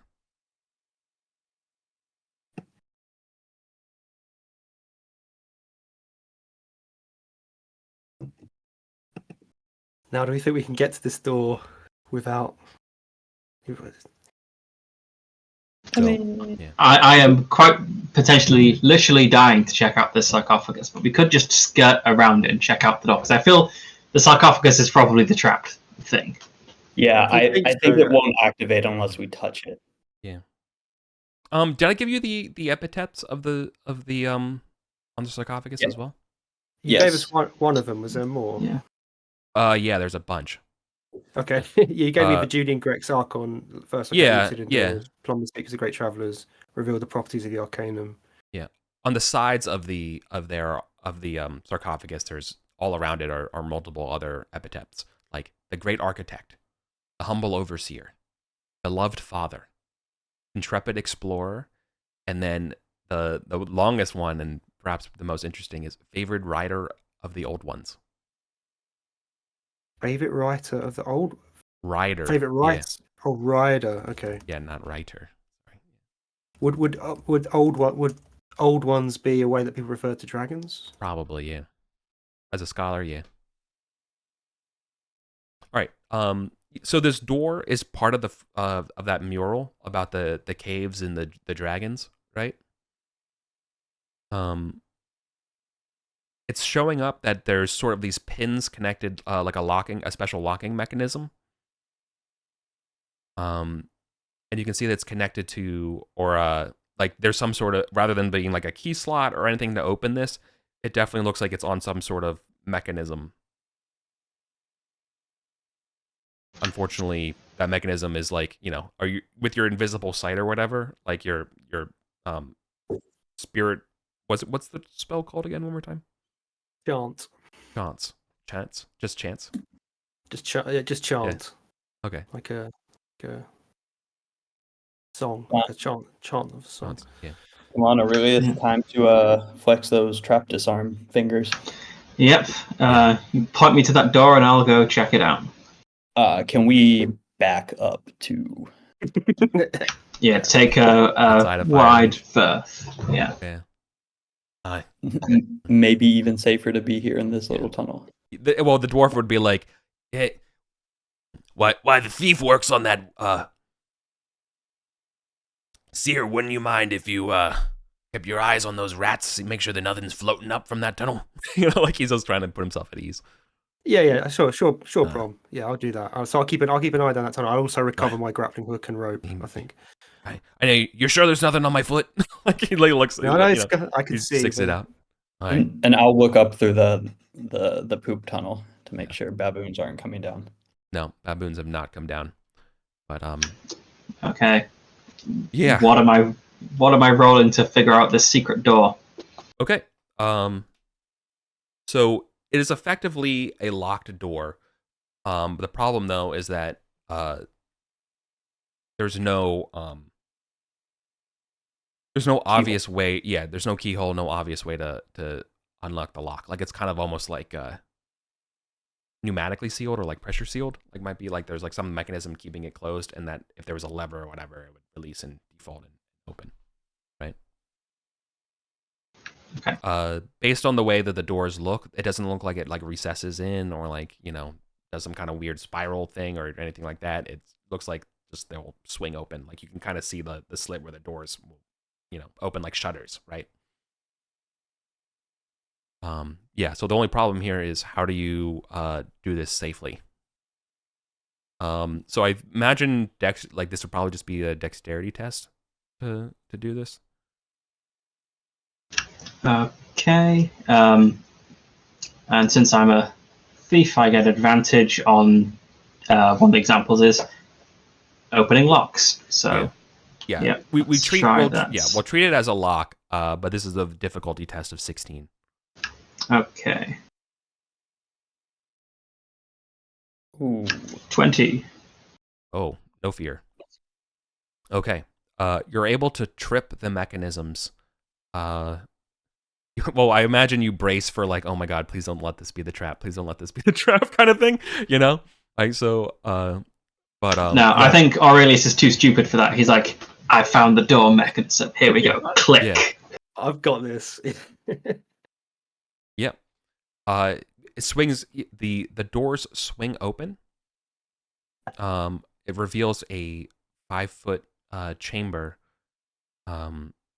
heading very gently to like the 7 o'clock position from you, over about as far as your torchlight can take you. Pretty much. And torchlight's like 60 feet. Yeah. In this, right? Yeah. Okay.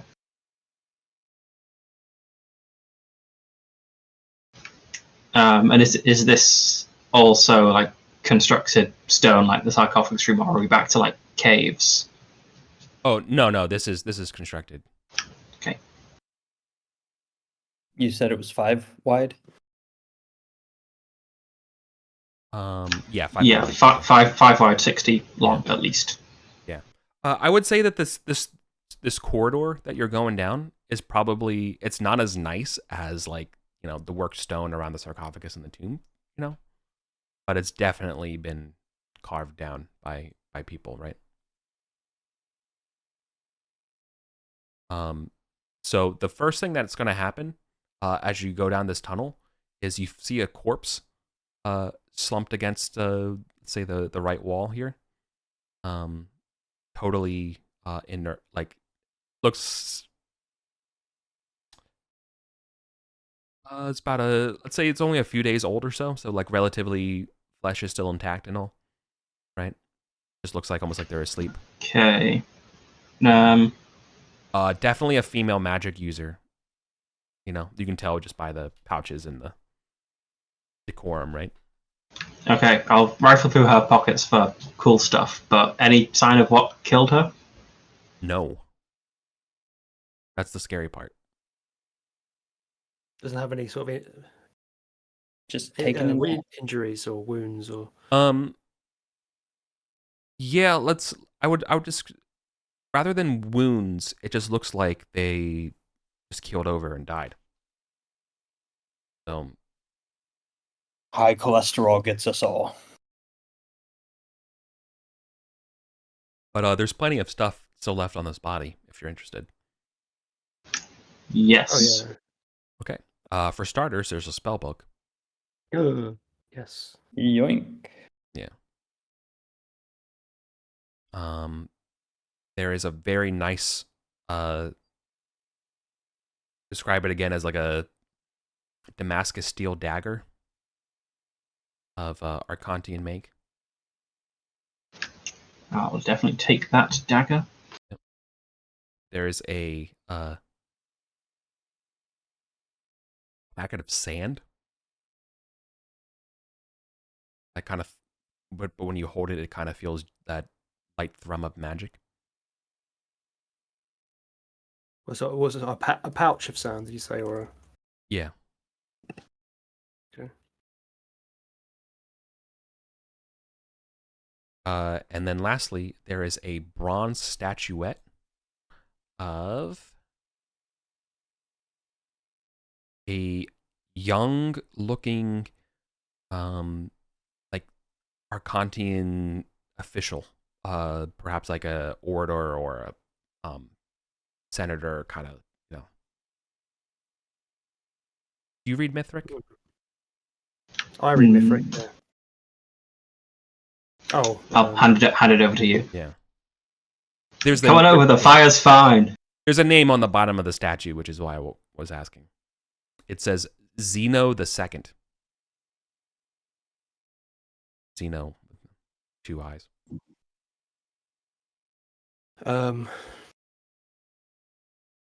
Very interesting. Well, I don't mind holding on to the statue. If others want to take the rest of what's there.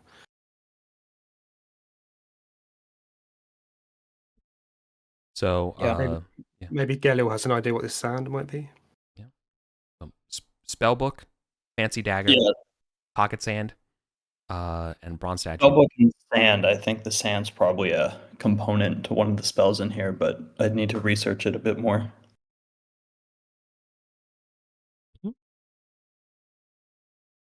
Did you detect magic? Is that something I can just do? Do you have the spell? I don't have that as one of my spells. Then nope. You can take some time to kind of analyze it, you know, just from your experience and background as a mage, right? But yeah, it won't give you the whole insight, like you know. Detect magic lets you like open the file and go like right click properties on a computer, you know, and like you know, but like, yeah, I mean, if I can get just like a gist of what the spells are. Yeah, exactly. What do I need to be intelligence? Man, yeah. Why am I such a dumb wizard? 9. That's not going to do it. God, this is beyond my it's ciphered. Yeah, it's ciphered, and it's going to take you time to decipher it. But I mean, looking at the pages and the way they're earmarked and things like that, you're looking at least like 10 spells in here. We'll take this back to town for better study. Yeah. Can I see if I keep my focus spell up? Can I cast it down this corridor? Yeah, definitely. Yeah, I rolled a natural 20. Oh, So nice. it's still going. Oh, I don't yeah. think it makes a difference, right? But Oh my god, yeah. Okay. Trying to figure out what the exfiltration of this looks like. So following this tunnel, it extends for another about 50 feet.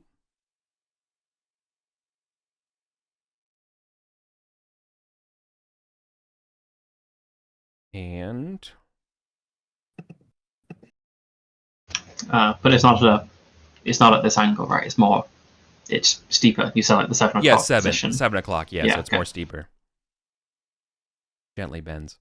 Trying to see where it comes out. So it's maybe like here-ish or something where it ends. Yeah.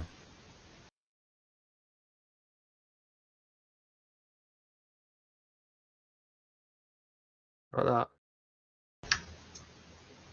Yeah, probably something like that.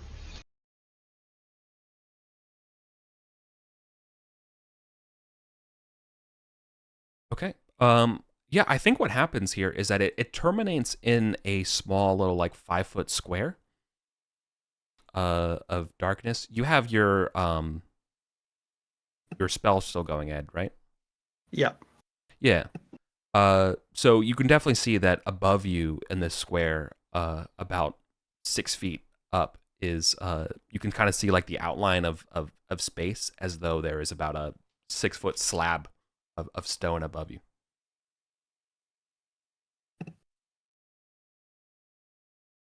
So your eyes are also kind of showing right below that slab is definitely the make of sort of a tomb, like what do you call it? Not a sepulcher, sarcophagus.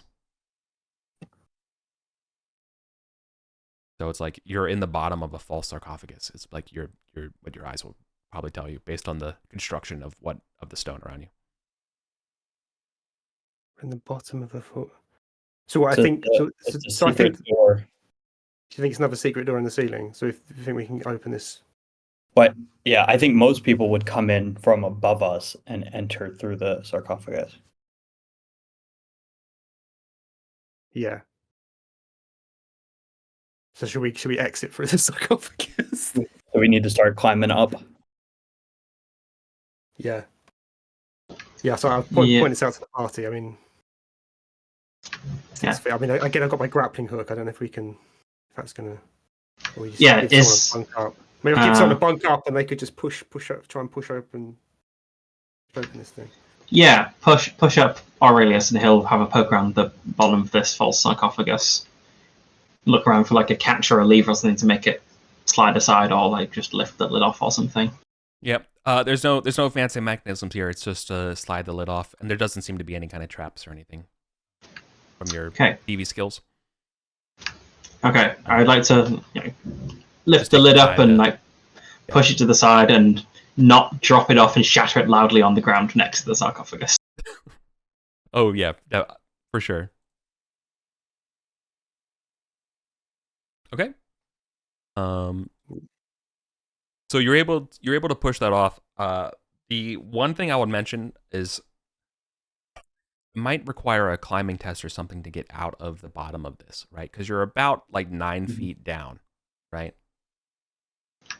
I'll lob up a grappling hook on a rope. You're 6 feet below a couple extra feet of the sarcophagus, right? And then, so like I imagine you were able to shimmy yourself up to like kick this thing off, but I don't know how the rest of you are getting out, right?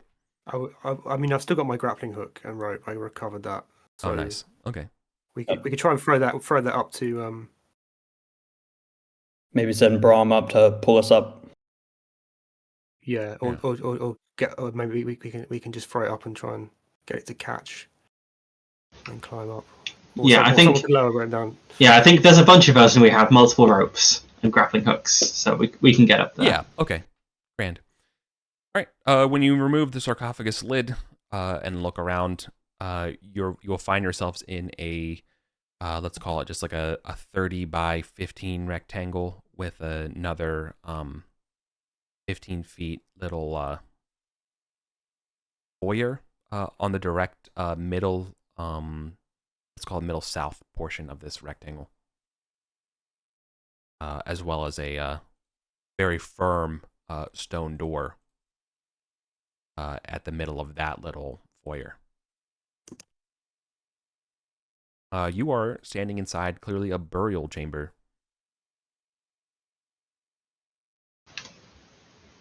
There's either loads of treasure here or loads of stuff Well- that's going to absolutely destroy us. Maybe not loads of treasure if this is actually just like a. I mean, the sarcophagus is a false one that conceals a secret door, so it's not like doesn't look like a real burial chamber. But Where did you say the exit was? Like middle south. Yeah. Okay. So, yeah, exactly. Something like this. Yeah, like a weird tiny baby's Thor's hammer kind of looking, hammer top shape. Yeah. Yeah. Okay. The So like this, and then with a door Yeah. here. There is some graffiti inside this tomb that's pretty relevant. yeah, what's Myth? the graffiti? Is it in Mithric or No, Arcantian? no, No, okay, interesting. is it in Elven? no. It's in a language I don't think anyone here can read. So it's Like some bizarre alien language, or are we just all really uncultured? Oh, no, I'd go with the former here. It's the shapes of whoever wrote it and stuff like that. It clearly like either reads. It's definitely like a left to right kind of language, but no, all the symbols and glyphics are just like I have no idea what this says. Can we copy them into our notes? Yeah, I'm assuming that's going to take some turns or something. yeah, I would say copying them down would take a turn. If someone else wants to keep looking around. I'd like to listen at that door while someone's copying down the graffiti, because we know there are other adventures around here somewhere.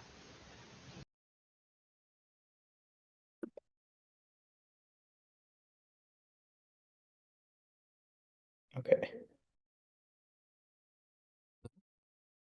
There's no indication that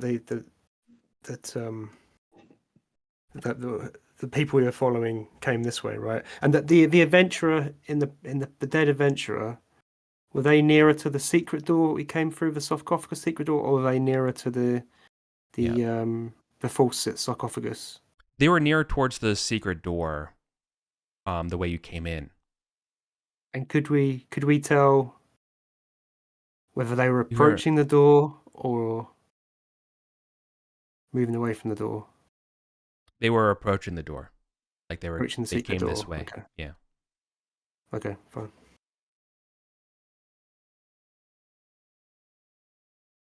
But no, this room looks because of that, this room looks kind of disturbed. Like you can probably find a recent old ration, bits of spent ration in here. But no, this doesn't seem like the way that group of whispered people went. Okay. Pretty cool. I'm going to cast my mystical sight across this room, as I have been doing so far. If it's not spent, yeah, I think that's all right. I just No, don't have to roll a one. focus. One, right? Yeah. No, I believe it's a focus spell is the same difficulty as the rest of the spell. Oh, okay. Well, I failed it that time then. Okay. Yeah. But it's just I would have to cast it again now, right? It's not. I've not lost it. It's just. Correct. Yep. So then I think that would take a turn.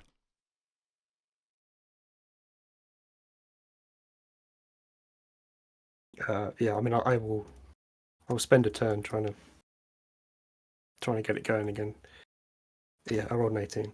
Okay, lovely. Yeah, an 18 will certainly do it.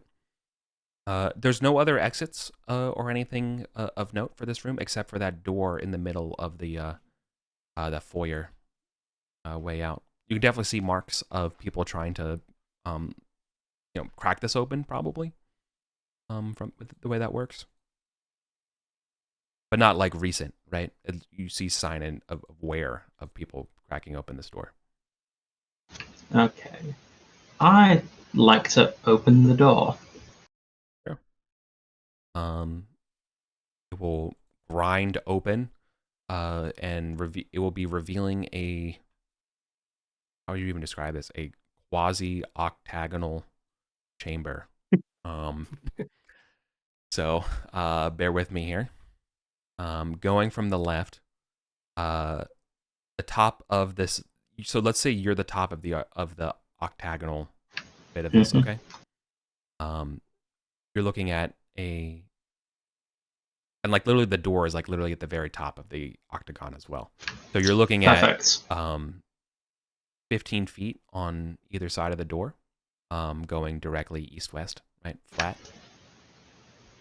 Then you're looking at a 15. I'm going around left, right? So we're gonna go Widdershin's direction around the. Yep. Okay.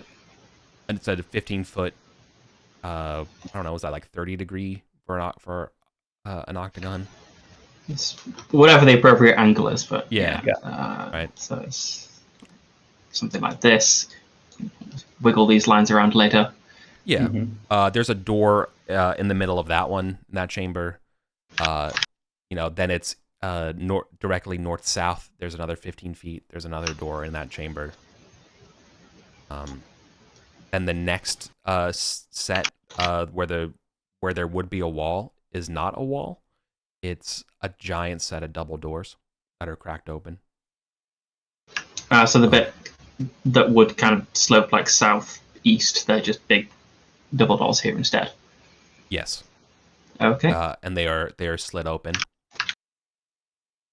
Going forward, there's another set of 15 feet with a door unopened there.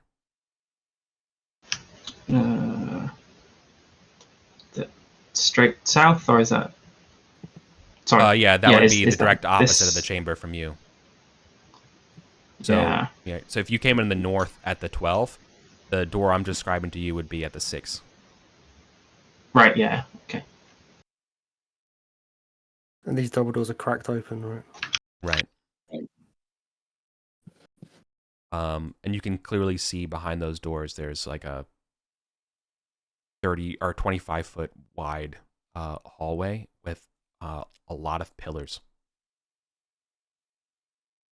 It's huge pillars. There's also statues. Something like this. Yeah, something like that. There's also huge statues and pillars in the room in the middle here we're describing, but I'm trying to describe the whole shape around this room, right? So there's a lot to go over. So I appreciate the patience here. So the room continues to slide over. Yeah, there's doors on the, we would call this then the southwest, or sorry, southeast and east. Just, so they're kind of symmetric of what I was describing earlier. But then, so many doors. Yeah, I know. But then the northeast is crazy. So just give me a moment. Because I'm like, Jesus, you had to go this way, guys. Why you do this to me? Could you just could have gone and hung out in the halflings, but no. Yeah, hang on, brother.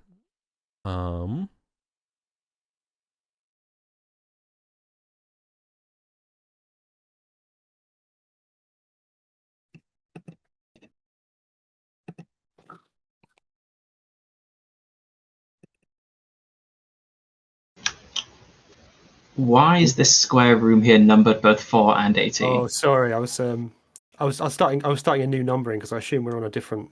We've gone 700 feet down, so I assume we're on a different. Yeah, we're definitely on a different floor. So I was starting a new. Oh, that makes sense. I was just connecting them all. Oh, you can't number every room in Arden Vul from 1 just onwards. Yeah, exactly. Like room 3000. Up to 16, yeah. Up to. Yeah. I can assume it's 1.16. Okay. So the. Yeah. I wanted to describe this this northeastern door correctly, because it is very much not like the others. This door is a circle made of solid granite. You have no idea how it opens. Like it literally, you know, it must roll to a side or something. like you know, there's no like you know, like it makes no damn sense. But So how do we know it's a door? I mean, is it? Because everything else here is a door. Okay. Could be a magic scene stone that you Yeah. have to cast something and then it opens up like a portal. Yeah, it definitely seems like it's radiating magic, but this whole place kind of is radiating repose, kind of gentle magic. So the rest of the doors here are your pretty standard iron bounded wood style doors. Even the big doors in the southwest. But there is this room is not void and only full of doors. There is actually a center day that is approximately 15 feet wide, and on the southwest corner of that circle of the day, right? It's a circular day, right? A little like raised bump. And on the southwest side of that, on the ground, is a large statue, about 5 foot tall.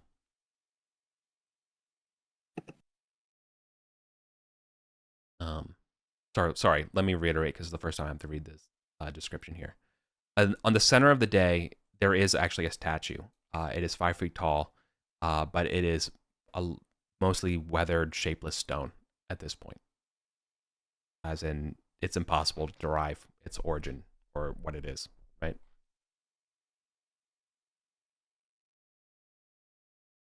However, the other one, I was getting the descriptions mixed up because there is a second statue. This one is the one that's not on the day. This is the one on the 7 o'clock of the circular day. That looks much newer, clearly Arcantian in origin. This is a statue with a human with one arm pointing forward towards the doors, and the other one is clasping a bundle of rods to their chest. The plaque beneath that reads, Adrianic, Governor of Arden Vul, 2759. The figures... Sorry. Is he pointing at a particular door? I believe he's pointing... was pointing forward, so my guess is pointing at the double doors opened. The figure is dressed in a toga-like garment with sandals, a torque, and a circlet. And it's like beautiful white marble with gemstones. Or would have gemstones. So... And the description could have been a lot better. Okay. Where's the the pirate statue? kills us?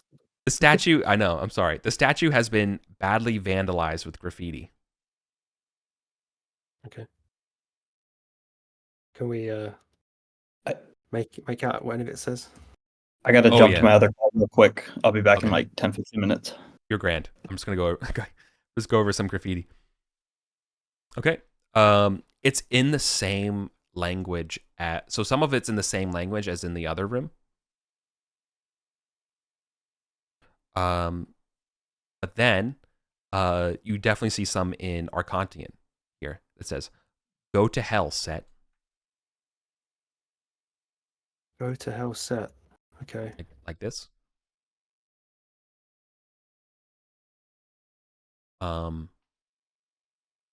then perhaps the most ominous one behind all the symbols. Like this is the text that's behind all of this graffiti, right? So like you're trying to like parse out what it's saying with graffiti on top of this, right?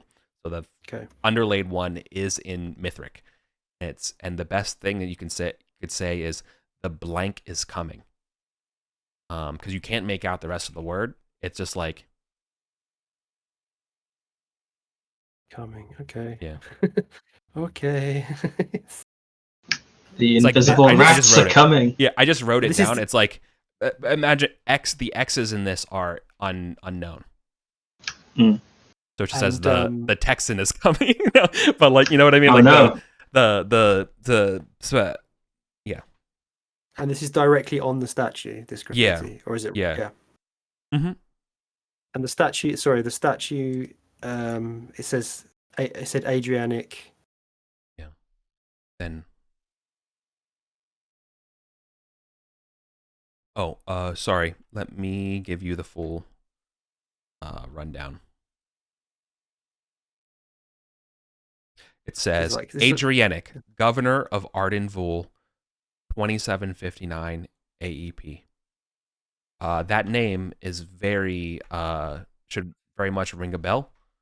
Yeah, the expedition, right? Correct. Very same. Man, this is such a classic Arden Vul room we've walked into. I was worried you can get to the end of it and then you're going to say, and then there are Yeah. 10 whites or something. Yeah. Ready to mess you up. No, instead it just describes this beautiful statue, and then also, by the way, it's been badly vandalized with graffiti. A lot of the descriptions are like that. Yeah. a lot of the graffiti that you can read, again, is overlaid or has been overlaid by more graffiti that you cannot parse by that strange script. But all of the stuff that you can read doesn't look good. It's all like, Adriatic was stupid, we're doomed, we're dead. like it's not good. That kind of stuff. They're So it was a failed expedition, right? Adrianic's expedition failed. So, do we know why it failed? Is that something? We just know they were driven out of. Yeah, they fought a major battle. The accounts that are official are second order from survivors, and they mentioned that there was some sort of battle. The thing that the reason why it's not clear is because they just say they fought trolls, but like don't know what that is. They lost to the trolls. Okay. So maybe this graffiti refers. Yeah. Like, so, yeah, that's probably, put that together. Okay. And sorry to be annoying, but my spell. I'll test it again. Mm-hmm. Oh, it's failed again. It's failed again. Okay. All right. No, speak of the devil. I actually have the perfect graffiti for you. Okay. So it asks. It's a rhetorical question, and it says, "Where was Lankios when the trolls fell on us?" Where was? Oh, that was the guy that they met. Yeah. And who's claimed to be. Okay. Yeah, the hermit in the basement. The hermit. Yeah. Where was Lankios when the trolls fell on us? Yes. And then there's a explicitive of F-word paladins. Well, how we all feel. Yeah. Sorry, the fuck paladins is a separate one that someone else wrote somewhere else. Okay. Yeah. So there's 2 extra little juicy bits. And there's nothing else in this room apart from this dice with the statue on it and the statue of Adriatic covered in graffiti. And then there is these open doors to the southwest. And you said there's a passage that seems to be heading that way? Yeah, it's like a 20-foot wide passage and it's, I mean, kind of rather brilliant and beautiful as far as work stone and things go. And there's these massive columns that are very evenly spaced, going diagonally down. So this kind of, it goes in a straight line diagonally from those double doors.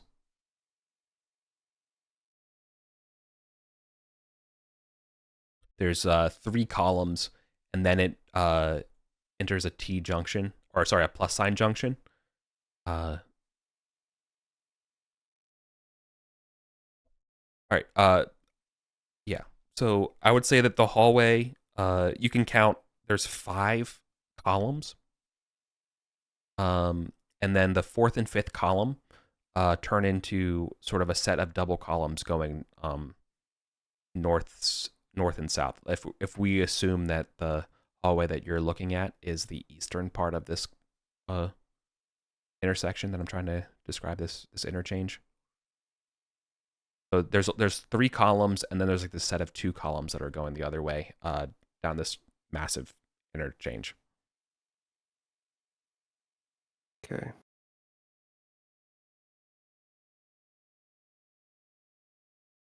There's a lot to describe there too. But, This is- I'm just giving you the. Maybe we you should have- wait before we get. Yeah, you all. I can't, the mirror is failing me now. I can't get. Why is it? Yeah. Oh. You can change the arrowhead on the line. If you click the line, you get like the options for it.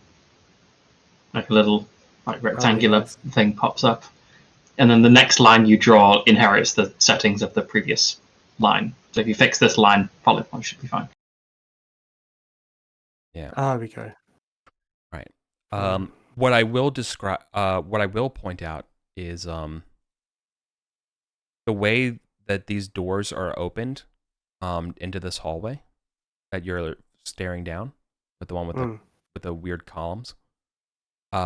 Those doors were not opened nice. These were breached. You know, you see the signs of, you see the visuals of battering rams and intense fire on these doors that have been broken and busted open.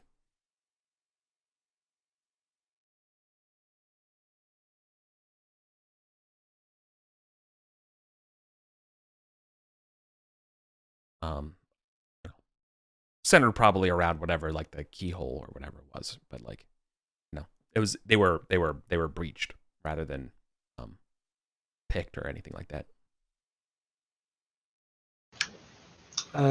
My torch is starting to get low, so I think Brom has got one more torch. Yeah, let's light that one up. Should we maybe check some of the doors in this room before heading out into the column room? Oh yeah, absolutely. I was just trying to get a feel for the layout. For sure. Can we hear anything?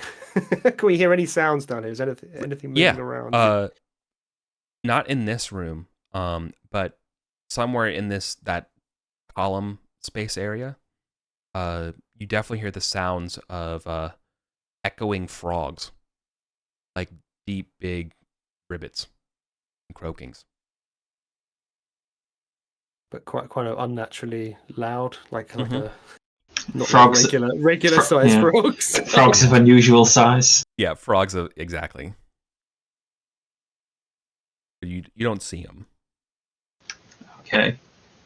Well, as long as they keep it that way. Yeah, I guess let's check out the doors in the same order they were described. So let's start at this northwest one and work our way around the room. Yeah, makes sense. Sure. Yes, I'll just open it. Okay.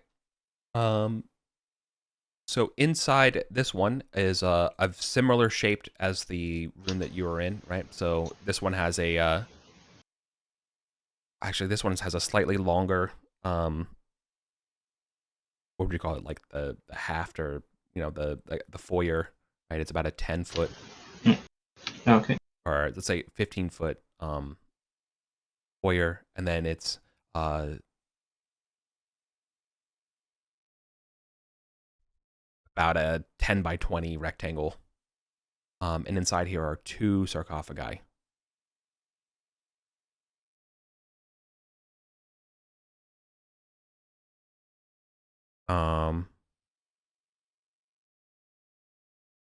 Not just the sarcophagi. There seems to be some very, very old bones in this chamber as well by the sarcophagi that are just basically still black deposits of carbon and ash. This sarcophagus, sarcophagi? Do they resemble the? Are they purple, like the sarcophagus of the dragon symbols? No, they're these ones are actually red. Like a lighter red granite, almost like borderline pink. Any handy graffiti or inscriptions in here? Yes. So yeah, again, this is in Mithric though, so you're gonna have to rely on your translator here. But it says Georgios and Rodolphus, warriors of the sacred band. Georgios and Rodolphus. Okay. Yeah. And do we the sacred band? Is that we know about that? Yeah. So there is a badly faded mural on the back of this tomb. It clearly shows kind of two black-haired warriors fighting creatures that we've actually, this would be the first time I get to describe them. These are like hulking 7-foot armored warriors, almost like giants.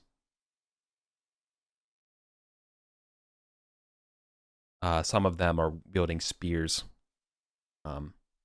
These two warriors basically are like fighting with axes.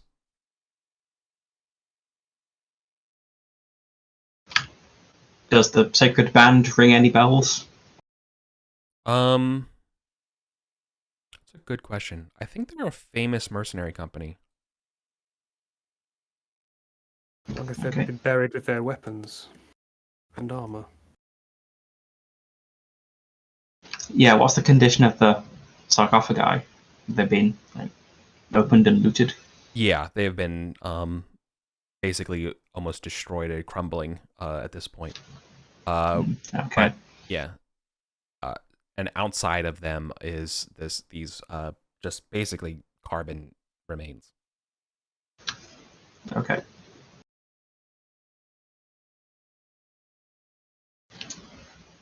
All right. Do you want to look for secrets in here, or should we move to the next room? I can do some chanting and see if I can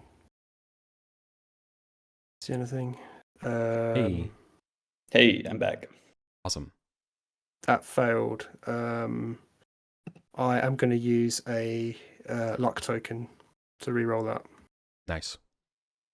I get to add when a seer uses a luck token, I get to add 1d6 of a roll. Nice. Oh yeah.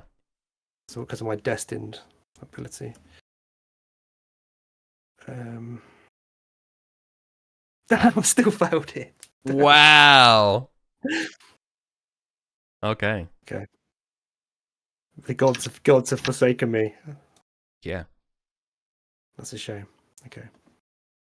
So to catch you up, there was a statue to Adrianic in here, and we're going around the different tombs at this point.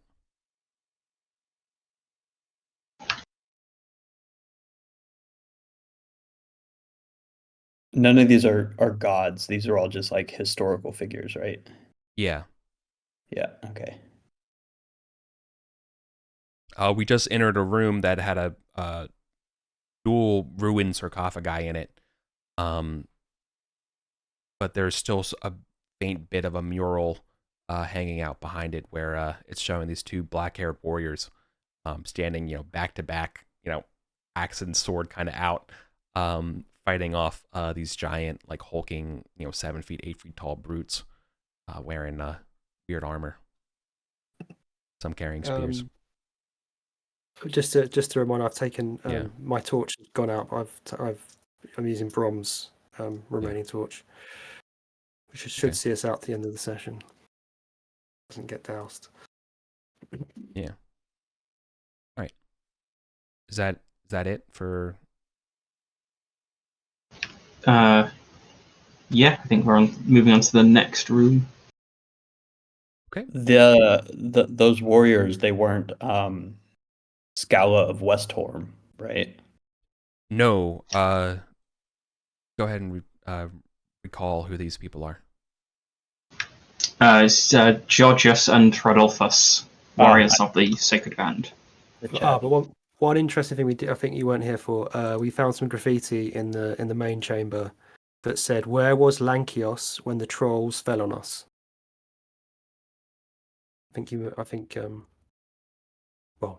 Different character. So So you met Kaitor Lankios previously. Kaitor was probably down here.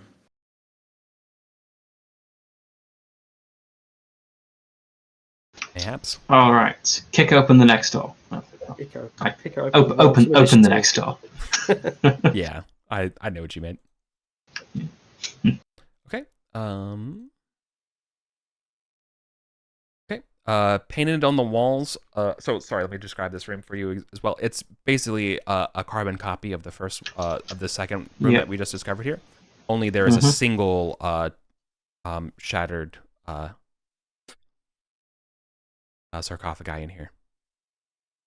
But painted on the wall of this tomb and sort of that entrance foyer part, not directly covered in graffiti that you can still read, is the following name: Tulioros, followed by his rank and title, which is Polmark of the Second Scutari. And Polmarks are leaders of one of those Imperial guard units.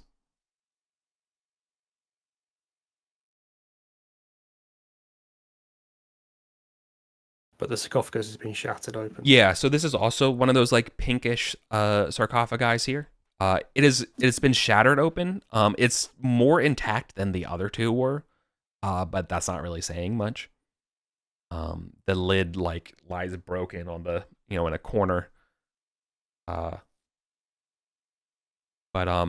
looking at the lid, you can definitely see there's some missing letters that from the cracks, but it definitely says Tulioros, and then Polmark, more or less, plus or minus a few letters. You can definitely see on the engraving. Remember the lockbox in the Beastman chambers? Yeah. Or sorry, not the lock, the Foot Locker. Yeah. How it had like an Imperial military seal. This one of a mailed fist. This one definitely has an Imperial military seal, but it's a sheep's head. Okay. None of your Scutari are Spathari, right? No. No. Mm-hmm. Cool. Well, this would be something to ask someone else to let you know. Just what a sheep's head symbol, was it? Yeah. These adventurers have no respect for history, just demolishing these.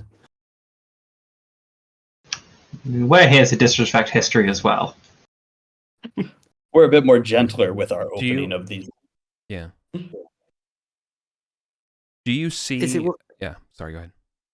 I was just saying, is it worth poking around it? Even though it's sarcophagi, maybe someone's concealed something inside. Is it worth having a poke around these sarcophagi anyway, or are you happy there's nothing in them? This one I wanted to point out, it has nothing in it, which is different than like remains that have been scattered and stuff like that. This one is empty. Does it look like it busted outward or inward? No. It looks like the what do you call it? The lid or the whatever. lid has been thrown off. Yeah. Now, for what it's worth, the lid, while broken, is probably still of historical note. Could think a collector might want it. Our only way out right now is up a 650-foot climb. Yeah, you don't want Yeah, to I carry don't a stone sarcophagus. Stone slab. Yeah, Could yeah. you How much- imagine? how much- No, thank you. I would rather die. I would rather just get killed by a goblin than crawl 500 feet with a damn sarcophagus lid. I'm just not doing that. Wow. Yeah, it doesn't seem sensible. Good does it? point. Very good. Very, thank you. Yeah, very, very prudent. I mean, if there's like a broken shard we can pocket with like a symbol Yeah. or something that we can show as evidence to maybe a collector that wants to fund a party to come down and get it. Yeah, mayhaps. That'd be definitely something to do. Just take a, okay, I'll put that down. Shard of, where's my notes? There we go. Part of, yeah. However, did I write down the guy's name? I gave it to you, right? Tuliaros. Yeah. Yeah, okay. With the sheep's head.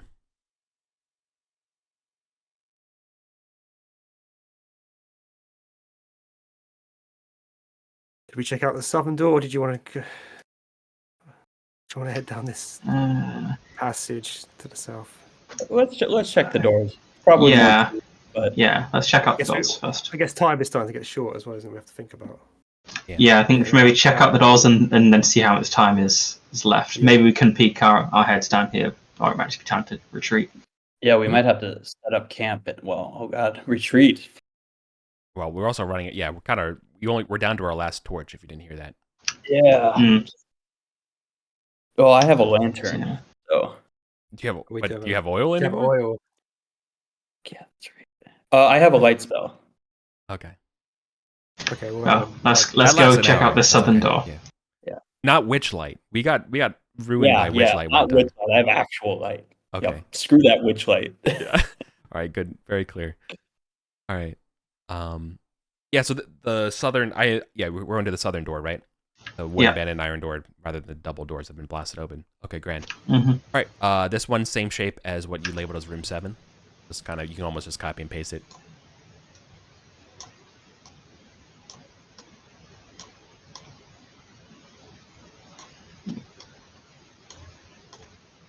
Yeah, something like this.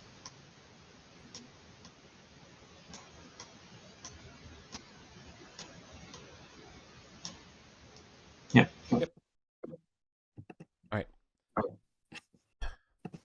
So on the back wall, there is the following words etched in Arcantian. Kiranios. Arcantian. Kiranios. They're Chartalarios.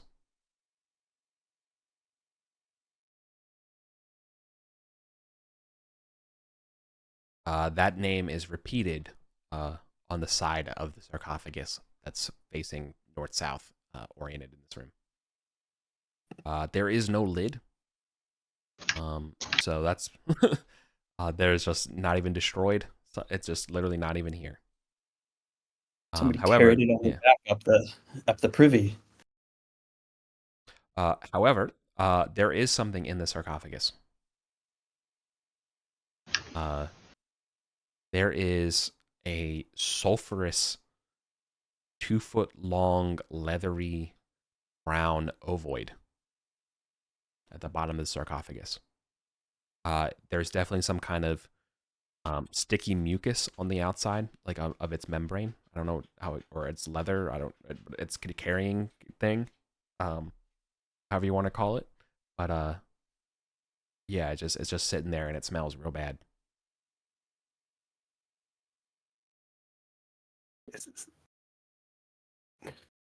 Anyone up for? I've got a 10-foot pole. I could give it a poke. Give it a poke with a 10-foot pole. Yeah, give it a poke first. Okay, right.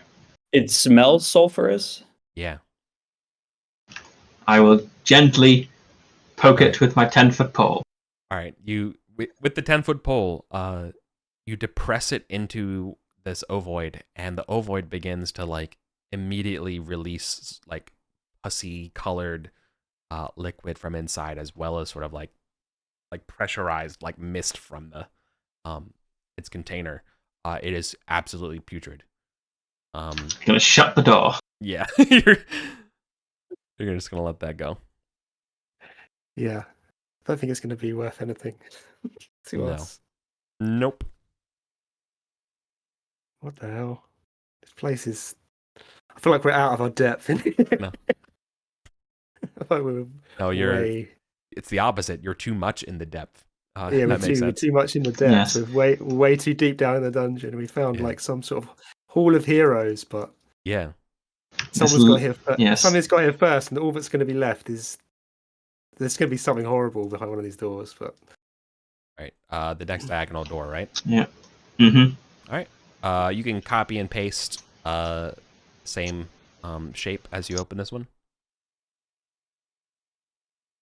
Just like in the tomb that we just saw before, there is an inscription written on Arcantian scrawled across. It says Basil or Basil, Archon, Basil, the best herb. No, it says Basil, Archon after Adrianic. It lasted only a few days. I hope when I die, someone gives me a better than he lasted only a few days.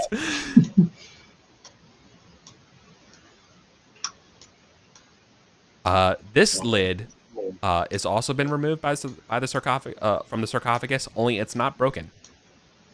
This one is actually just resting against the what we would say like the north, but like that's kind of like the western part of the wall here.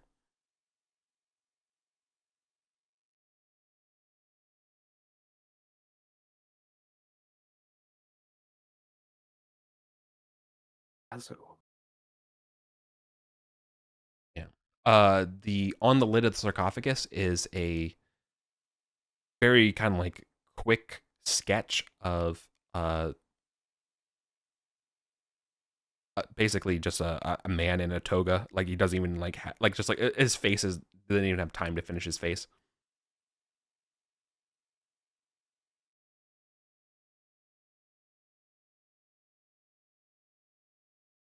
okay, nothing in Uh, the sarcophagus. nope. Um. Yeah. Should we check this eastern door then? Yep. As you're heading out of this room, I would say that Aurelius, something does kind of catch your eye. As you're heading out, there is, as a thief, I'm letting you say that there definitely is some sort of like floor panel like depression, like, oh, this could either activate a trap or reveal a something hidden, you know.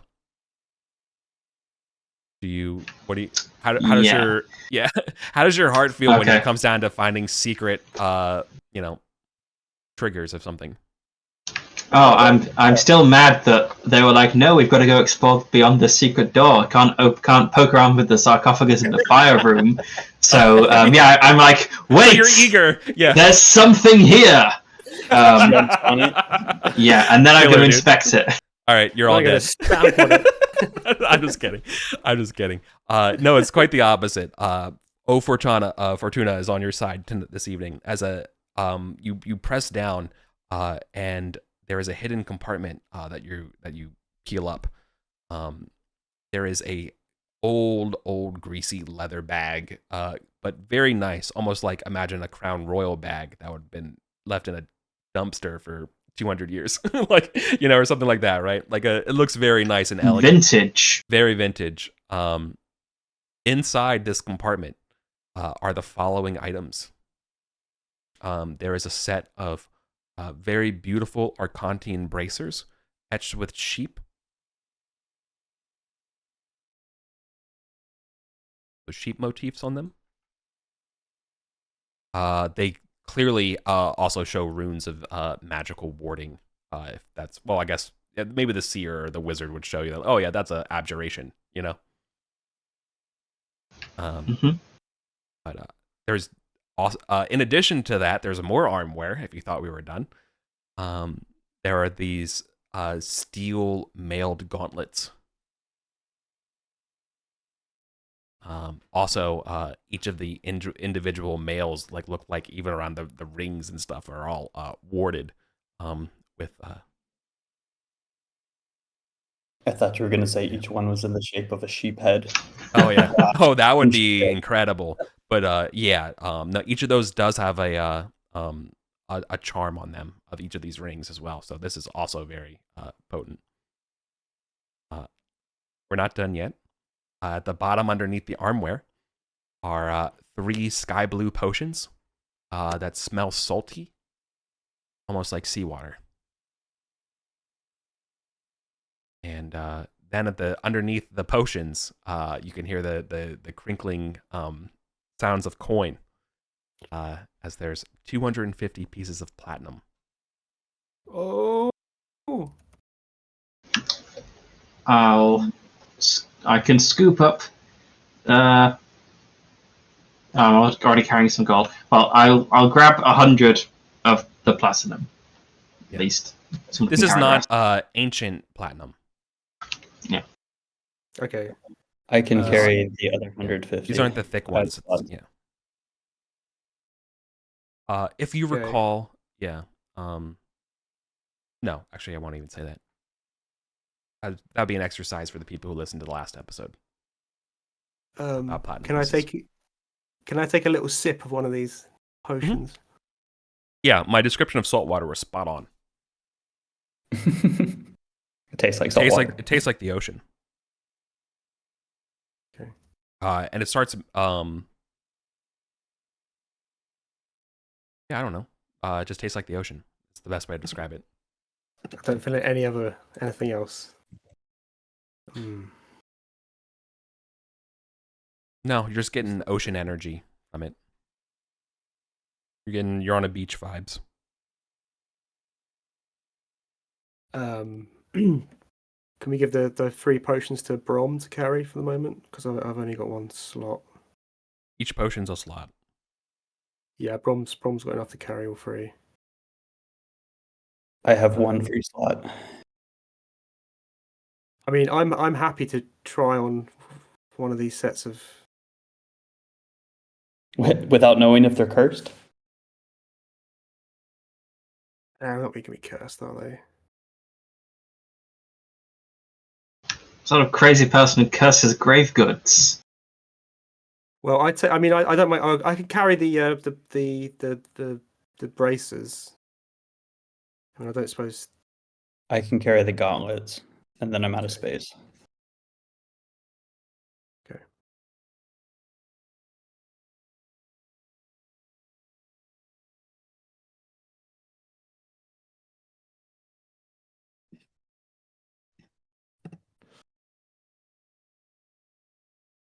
Should we see what's behind? Yep, the Door last door. A brand new car. Okay. Yeah, there's still one more door. Mm-hmm. Let's open it. Okay. This, guess what? Another carbon copy of the other room.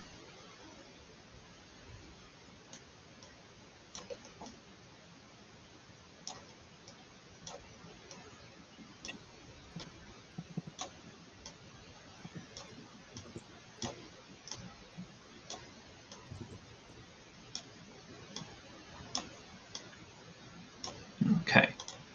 Right. This one reads, Caliston. Get a little bit of feedback. Caliston, priest of Debalatin, one of the good ones. Wait, it says one of the good ones. Yeah. Oh, you said that. No, that's what it says on the. Okay, one of the good ones. Okay, because Debalatin's like a lawful evil kind of. Yeah. God, right? Yeah. He's a greater god, one of the modern 12s of death, order, and might.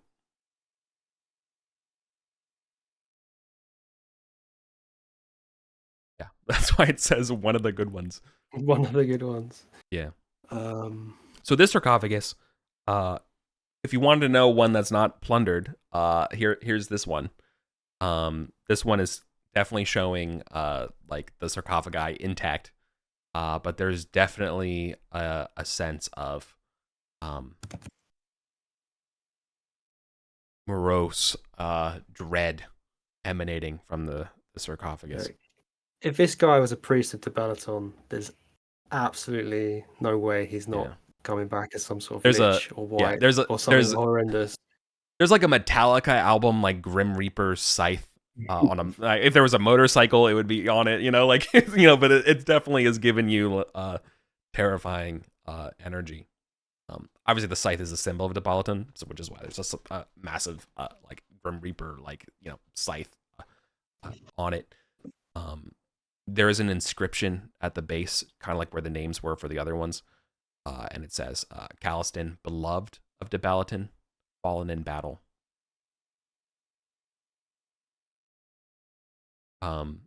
As you approach the sarcophagi, the dread aura of this place enhances, and it almost focuses like a lens on the tomb itself. And there's a sorry about my dogs. There's a spectral image begins to appear above the sarcophagi. That's back out of this room too. Yeah. And it begins to. It almost feels like it sucks the air out of the room as it almost like wants as it materializes. And you're like, yeah, I don't want to be here. The dwarf is like, oh fuck that! Give me the rats. Give me the invisible rats, man. I hate this place. Yeah. So a spectral figure yeah appears as we enter, and disappears as we exit. I'm guessing. Yes. Yeah. The energy dissipates. Yeah. Which is great. Okay. I'm feeling like we've found some loot here. We are not equipped to handle it. We're not equipped to handle anything. We've got about 20 minutes. Maybe it's time. For us to try and get out of this place. Yeah, let's head back to where we came. Okay. Yep. So we're gonna leave the random hall with the frogs. For another day or another party. Yeah. We found some cool stuff, but yeah. Aurelius will look at the flaming dragon sarcophagus wistfully as we walk past. Awesome. We can come back. Next time. As we climb up, you sneak back and try to open it. It's every explosion.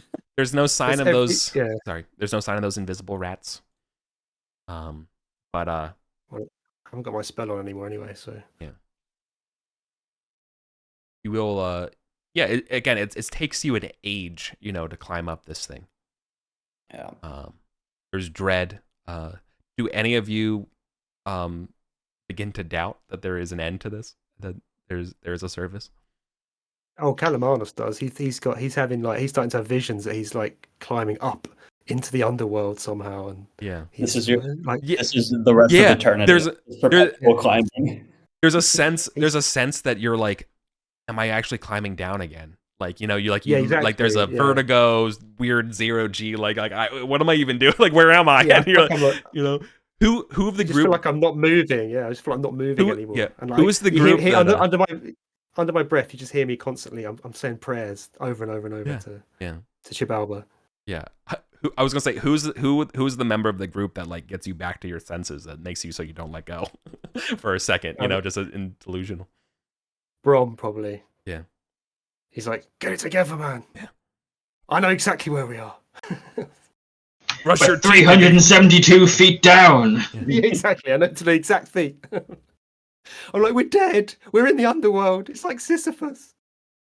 Oh, I suppose Sisyphus doesn't exist in this particular legendary Archontian figure, Sisyphus. Yeah, the legendary Archontian Sisyphus.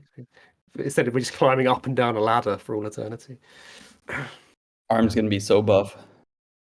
Yeah, you're definitely gonna be dead, tired. We're gonna get murdered by baboons at the top. It's gonna be the irony. Yeah, killed by centipedes. Sorry, I can't cast. My arms are too heavy to lift up. Yeah. All right. So you all crawl and rally at the top of the privy. Is quiet as the grave outside. No sign of battle. Take a snack on some rations and like catch our breath. Yeah. And then skedaddle. Yep. As cautiously as possible. Okay. All right. I just rolled enough encounter. Like treading back the way you come. this is the way I'm doing it in my head, just so you know. Mhm. Because this is already this is ground that you've already treaded and stuff for this session. Yep. Rather than rolling encounter checks every 2 turns, I roll it every 3. I Mhm. imagine it takes about 6 turns to get out of here, so you're clear. Yep. So 2 checks, you're Okay. clear. We merge back into Yeah. the light. Like, oh, right there. Yeah, you probably hold on. No, I'm gonna say, do you merge back in the light? I need you to make me roll Ed, since you said it, you're gonna roll a D10. On an 8, 9, or 10, you're back in the light. Otherwise, it's gonna be dark. Because you crawled down for a while. Yeah, Okay, probably. so- took me Yeah, like must have 4 been hours. Yeah. So what was it? D10. 9. Oh. Oh no. Okay. No, Uh, that sounds good. Okay, I've still got my yeah. torch though. So. Yeah. No, that's true. I did say on an 8, 9, or 10, it's good. Oh, it's Right. good. It's not. Oh, Yeah. sorry. Yeah, We so come you out got and a- like you're at the a sun is 30%, yeah. setting or It's something. twilight. Yeah, It's it's beautiful sunlight, Yeah. like nice cool breeze. it's It's it's might be a the dragon waiting for us. it's the liminal time. It's the perfect time for nocturnal hunters. In the distance, as you see the 2 great wingspans as the dragon wakes up for its prowling. You all double it back home. You Yeah, see we're the night out. We're shift. booking it. The night shift starting to come up. It's like, hey, what's the hurry? And they're like, oh shit. Yeah, okay. But no, that we'll end up the session there. There's no threat from the dragon. That's just fiction. Cool. Yeah, Woof. you make it That's back. cool. That's good.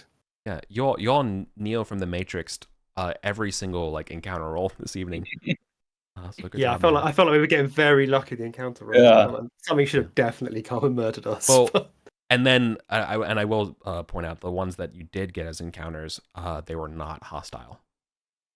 They were literally, they were literally either curious or ignore the PCs. So it was like, oh, okay, great, nice. You definitely lucked out. Yeah.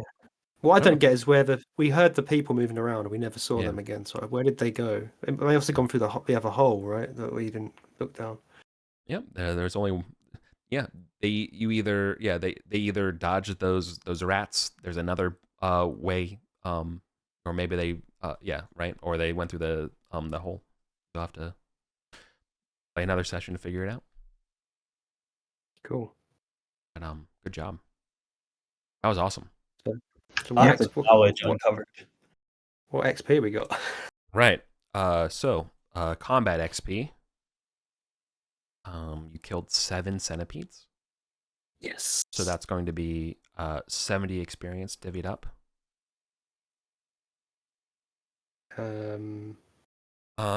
That would be there's 3 of us and a half share. So I should divide it by 6, right? And then just double the number for you 2, or for the 3 of you, right? Yeah. How do we do this? 3.5 divide by 3.5. So everybody will get 24 experience, and our dwarf gets 12.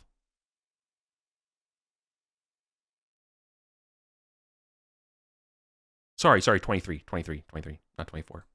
I should round down. Yeah, I should be consistently rounding down. Okay. Well, like there's fractions here, and I just round down. Sure. So that's that. Yeah. Okay. Let's see. So it was just the centipedes. I'm not giving you experience for the rats. Or the baboons. Yeah, or the baboons. We They were- sort of they were- defeated they were- that spectral They were figure, more I'm pretty puzzles, sure. yeah. Oh yeah. No, they were more just puzzles at this point.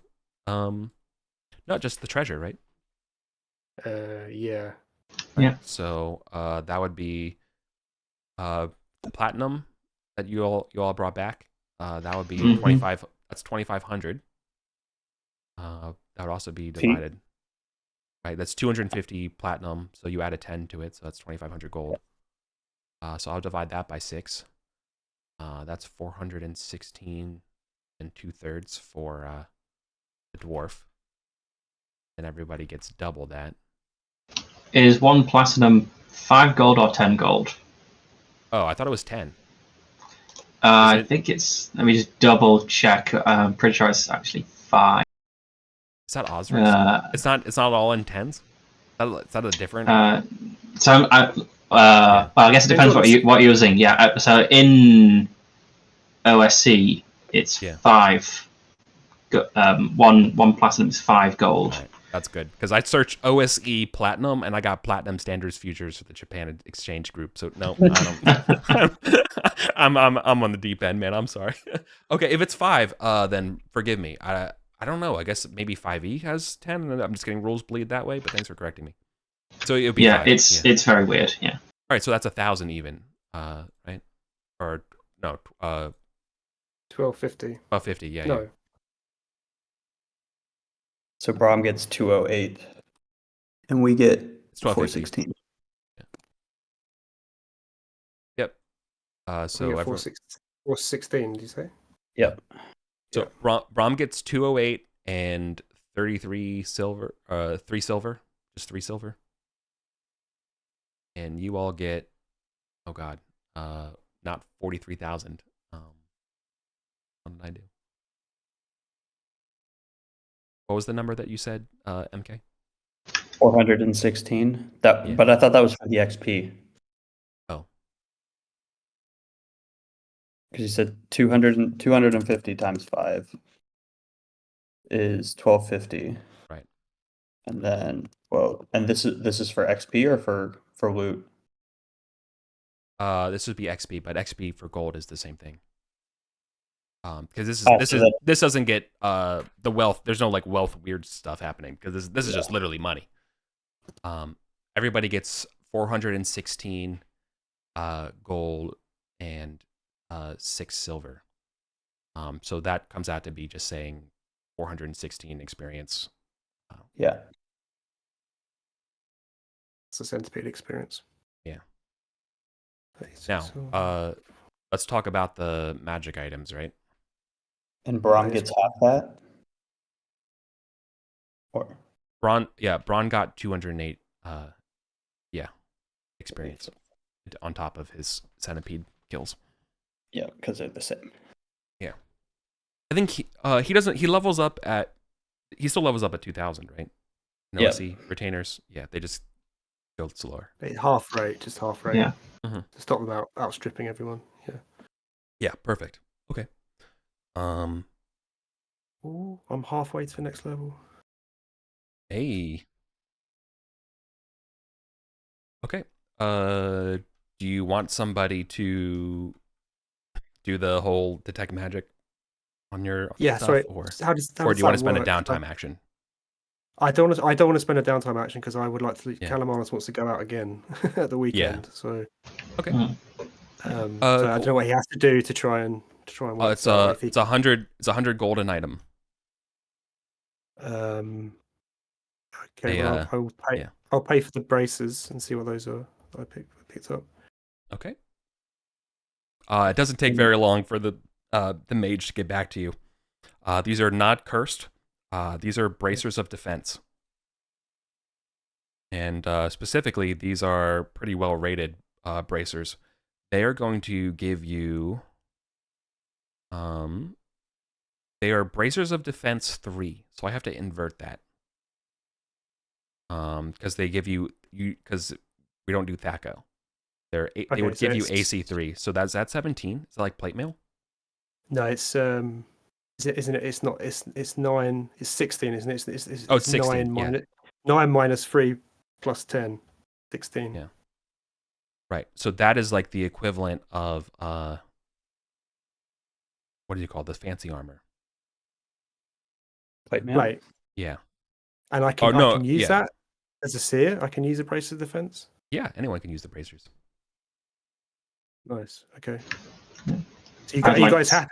Are you guys happy with me holding on to that then? Because we kind of just grabbed stuff. Yeah. But sure. Yeah. We can also I think identify everything and then see if we want to swap. Okay. out. Yeah. Cool. I'd like to pay to get the fancy dagger identified. I'm assuming it's magic because it would describe as fancy looking. Yeah. So it shouldn't be 16, right? Because that's better than plate mail. Okay. So what I think I would rather say what it is that it should be this equivalent to Loricum segmentata. So it's 14 14. Okay, fine. Yeah. Right. So it's not as good as plate mail, but it's one better than normal chainmail, which is like kind And of it what does- AC3 kind of represents. It doesn't stack. If we've already got leather armor, it doesn't stack. Correct. The Doesn't leather stack. armor. No, it would overwrite your leather armor.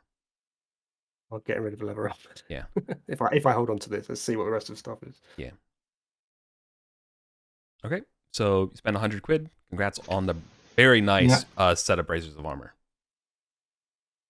And for the record, these bracers of armor clearly look to be like something that a very they would be like what a war wizard almost would wear, right? Who would be part of a legion, right?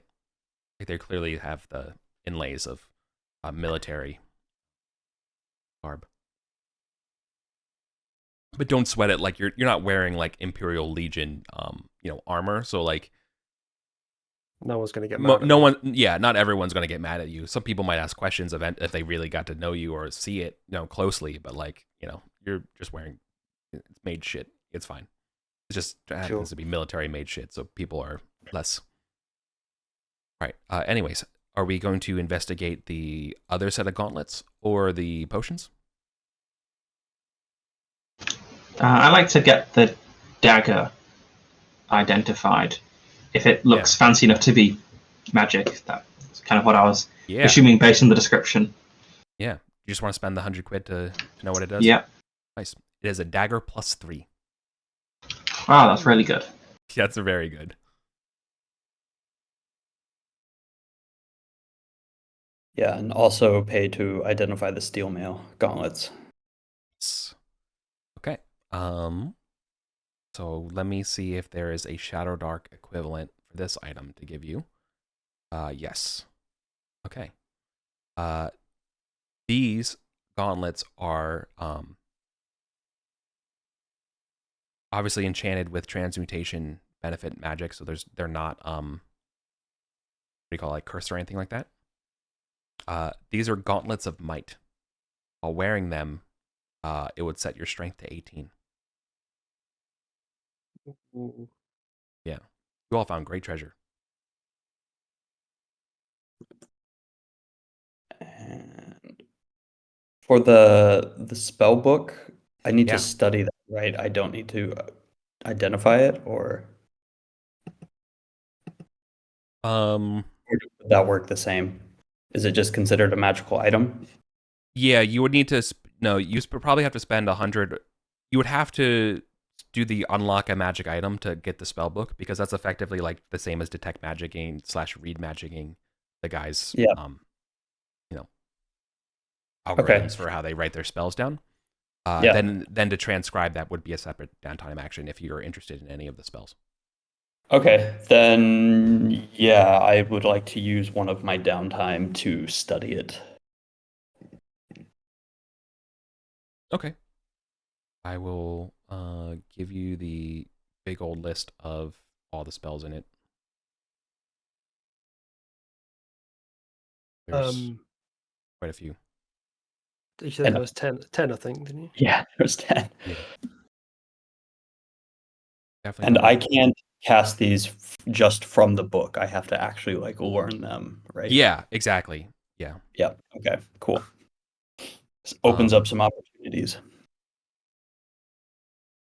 But, I've also got this bronze statuette of oh I don't know if yeah, that has- absolutely. is that radiating? Do I think it's a magical item, or do I think it's a No. cool statuette? It's just an expensive statuette. One of the Arcantian merchants here at the inn will tell you that this is an emperor busk from ancient Arcantos. Like, this is Zeno II is like maybe like the 9th or 10th emperor. So this was like brought back even before Arden Vul was formed. Like somebody just had this lying around. So this is definitely worth treasure. The downside here is that nobody he knows, this has to get sold in Narcelian or even the capital city. Because nobody here would like, the real value of this. Like, here's what he'll say. I can get you 1,000 right now for it, but I can get you 3 times that if you just give me some time to sell it. I completely forgot about that. 3,000. I mean, 3,000 gold pieces. That's. I mean, that's going to get me to second level. That's a lot of money. Yeah. I think should we? So can we leave it with him to make the arrangements to sell it, or do we? Is he going to screw us over? I don't know if. I mean, I think this is like his job. That's- If he starts screwing over adventurers, like they're not Um, gonna go to him. Yeah, I mean, do you guys want to sell it? I don't know if there's any other use for it, but Yeah, I'm fine Yeah. with waiting to get more. Yeah. Right. Well, you should also get the experience for that. I like literally forgot. oh, we get the experience anyway. Yeah. Yeah. Oh wow. Okay. Yeah. That's-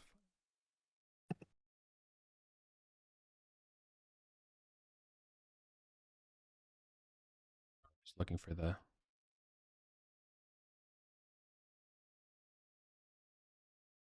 says.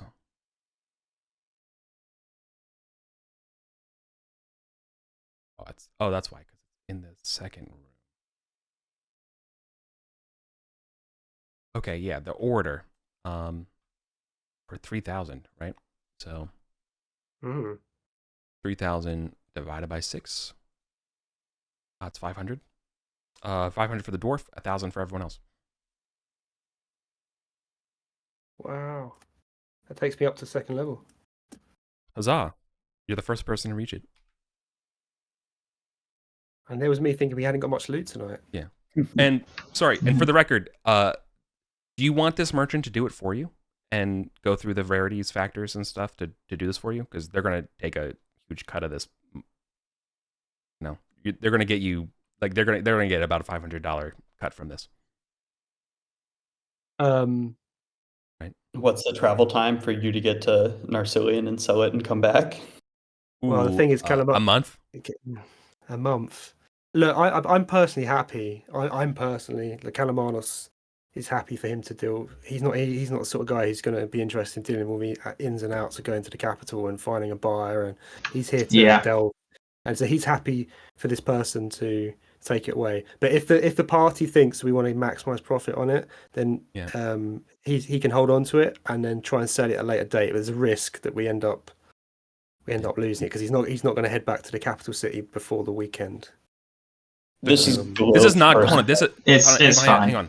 Yeah, this is not returning to Vettercaster / Gosterwick. This is Narcillion, like the capital. Yeah, it's like a month. A month journey. Yeah, he'd have to take a month. This is month so. There was a question of the caravan practices. This is one of them. Is selling hard rarities. Is getting them on caravans and getting them sold out. I'm totally fine to pay the fee to have them do it. Yeah, I think we will do that. Even though that means we get a bit less money. But we get the XP anyway, which is the most important part. Right. Yeah, and think about how much more you can get with a month of delving. Okay. Yeah, exactly. The next caravan, I have to roll to see when the next caravans are heading out, but then it'll be 30 days after that caravan leaves. It'll be their approximate expected return.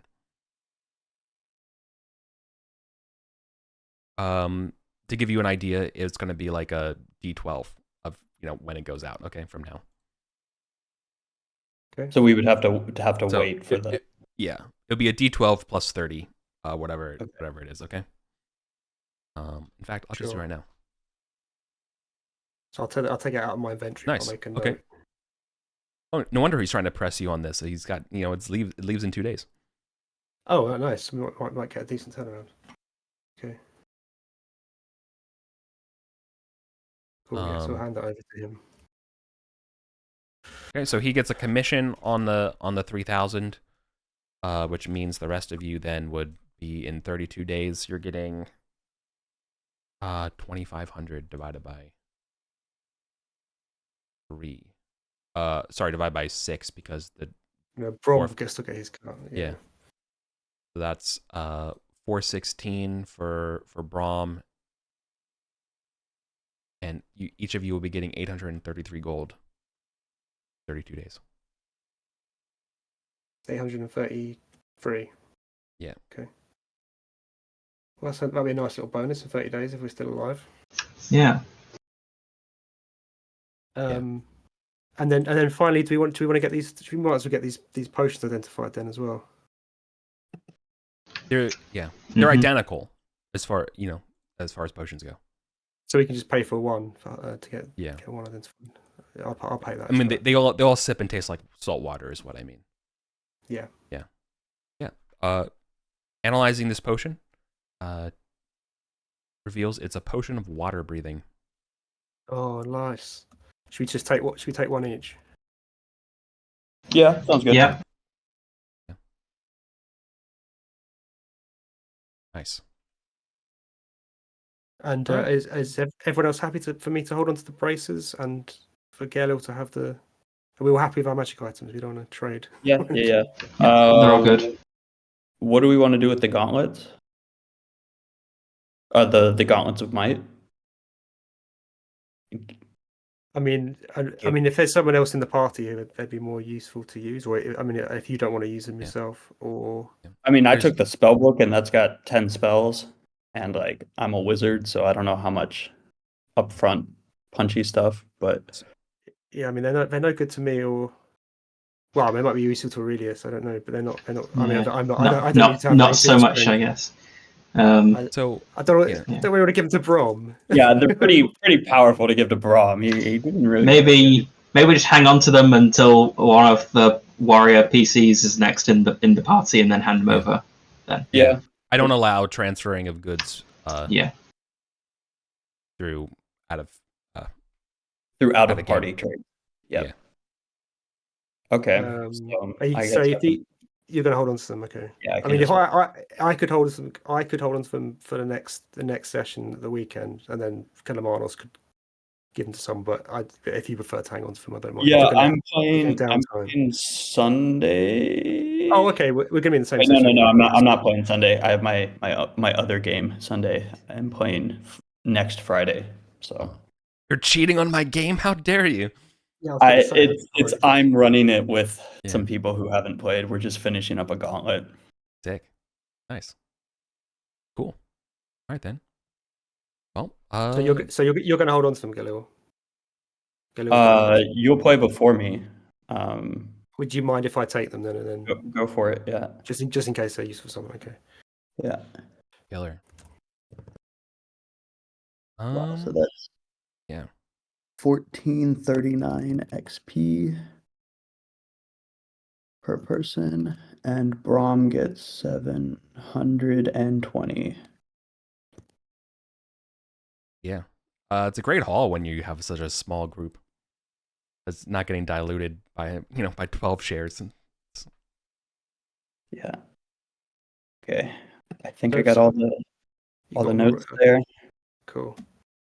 Yeah, just wait till you just wait until I'm waiting to see what happens when you end up running against undead, where I don't have to worry about reaction rolls, where it's very much just like they're going for you. Yeah, they had that in my game. They had that the other week. They took on undead, and it was It's brutal. carnage. Yeah. It's When undead do not break morale, it's terrifying. But oh well, centipedes do. Baboons do. and then just on my level. Do you want me to do my level up rolls now, or should I do it later? I mean, I'll hang out and do it, but no one's obligated to stick around. I think we're wrapping up for the night.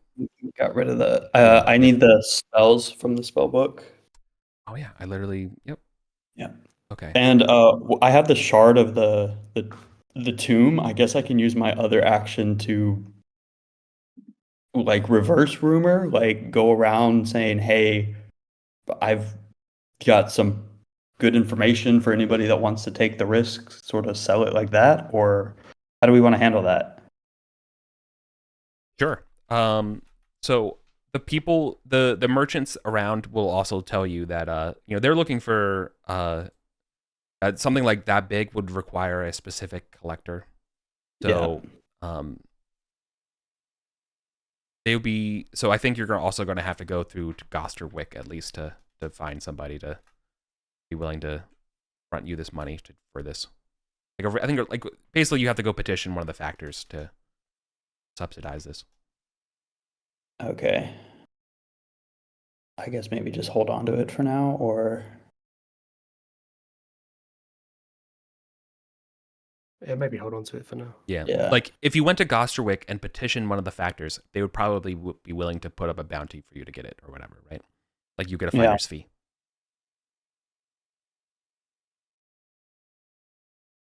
Okay. Maybe my next downtime, I'll go to Gloucesterwick and do that. I got an important book to study. Yeah. Yeah.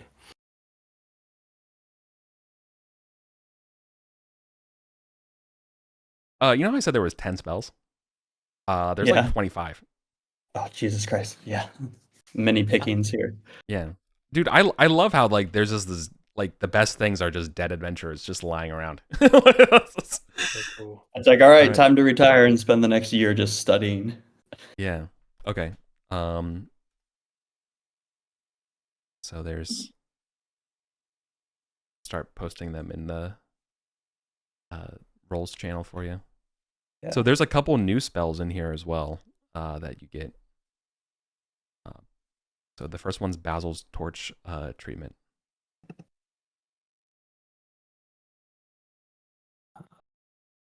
Where do I keep track of this? I'll do it here.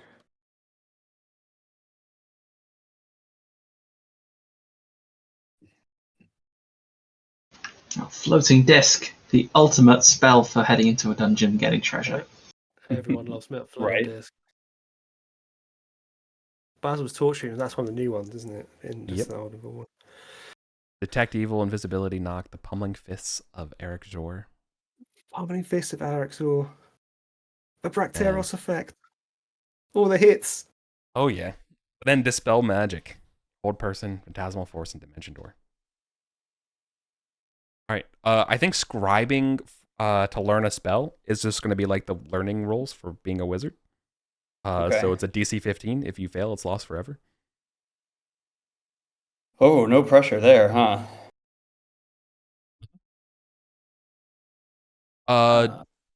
Did we investigate the magic dust? Oh, the magic dust. Oh, yeah, no, we didn't. I just assumed it was a reagent. Yeah, the pouch of sand. Yeah. I wonder if it's like invisibility dust or something.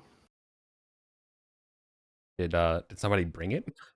I have the pouch of sand, yes. Okay. Well, you will have to spend 100 to identify it as well. Just a separate item. Yeah, sure. I mean, I got a buttload of spells. I can afford the extra cost. All right, lovely. So it's Dust of Sneezing and Choking.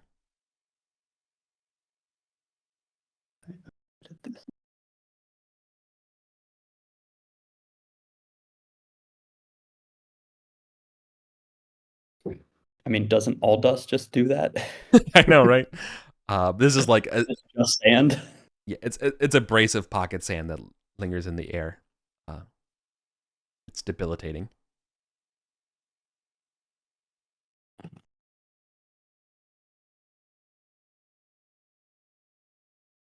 Okay.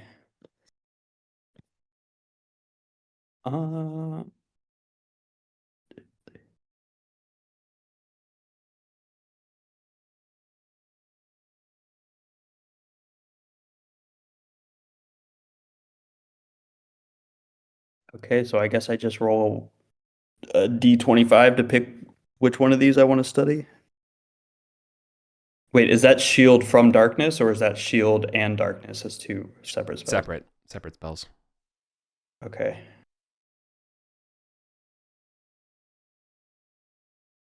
You said there's 25 here. 1, 2, 3. So you can only learn. You can try. How many can you try and learn? Just one. No. I mean, since we're in the game here, you can say like you're spending the time, in game to try to learn the spells. It's only downtime do I like really want to limit things because I want people. It's I want not, people to play the game. I don't want. Yeah, it's not one per downtime. It would be one per downtime, but the thing is that like you're in a video call with me. We're playing a game, so I'm much more lenient and more willing to let people do more if you show up and you're available to play. Does that make sense? Yeah. Okay. Well, I guess. Yeah. There's no limit to like how many you can do a day. So. Oh, so I guess just go in order and whichever way you want, and just roll them. Okay. See which ones get burned if you want. I roll a d20 with my int. Oh no! Oh no! Yep. There's some really good spells here. Don't roll badly. Okay, Do it. I guess we'll just go in order. So Do it. 25 d20 minus 2. My farsight is +1 to spell casting, which I guess is not +1 to int, right? +1 to learning spells. No, that's Yeah, separate, nope. unfortunately. Nobody's got like a buff to int or anything. Oh, I guess I have 1 luck token I could use if we really. If you wanted to, I would say you could hire a you have to hire like a trainer who could give you like advantage to learn spells. I feel like there's probably a way you could spend money to get advantage on these tests before. Otherwise, you just have to YOLO it. Yeah. Okay, wow, Mike, which So there is maybe the some of these I should wait for the trainer, and the other ones, the more basic ones, like I just roll for those. So there is the Arcane Practitioners Club in Gloucester, which I guess if anywhere you can hire someone to help you learn magic, that would be the place. But that's in Gloucesterwick. Yeah. Okay. Well, I mean, so now I have the shard. So if I go to Gloucesterwick, petition a bounty, and then stay there and train to learn these, maybe that would work. And then this guy's out of commission for a bit. Yeah. That might better be just YOLOing some of these. Yeah. We'll just go down the line. So 3d20s minus 2. That's 2d20s. Hell yeah, dude.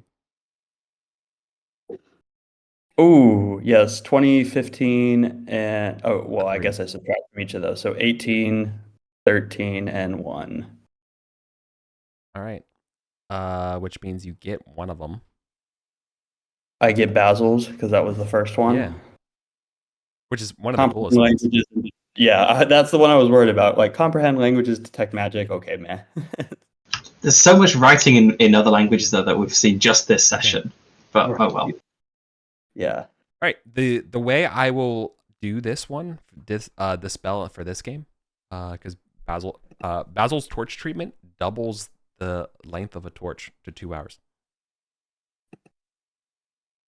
That's pretty cool, actually. That's really good in Shadowdark. Yeah. Okay. I'm being a little more stringent. Yeah. Probably better when the spell is in Osric, right? But... Okay, so let me mark those out because I didn't learn those. Where's the strike through? Does Google Sheets not have strike through? Really? What? Yeah, it does. I'll just bold in the ones I have. Okay. And then 1, 2, 3, 4, 5.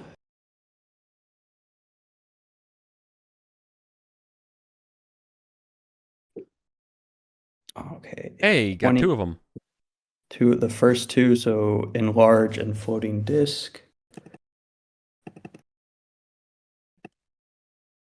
The robot doesn't just like put these in descending order, right? No, it actually is doing it in ascending order, not based on the order that you rolled in. You can do it. You can do it as You can do the number you want to roll hash, and then 1d20 minus 2, and it'll put them in.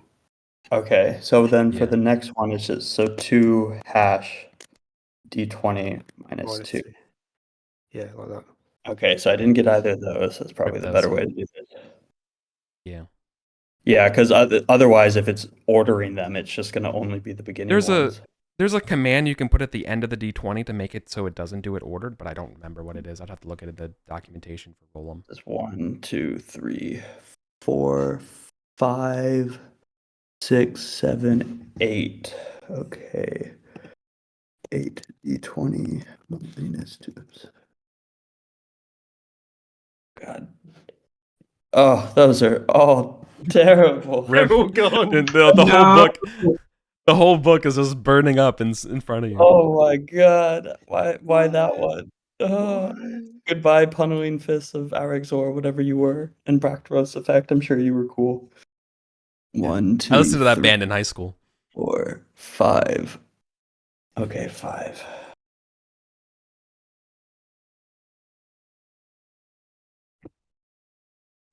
One.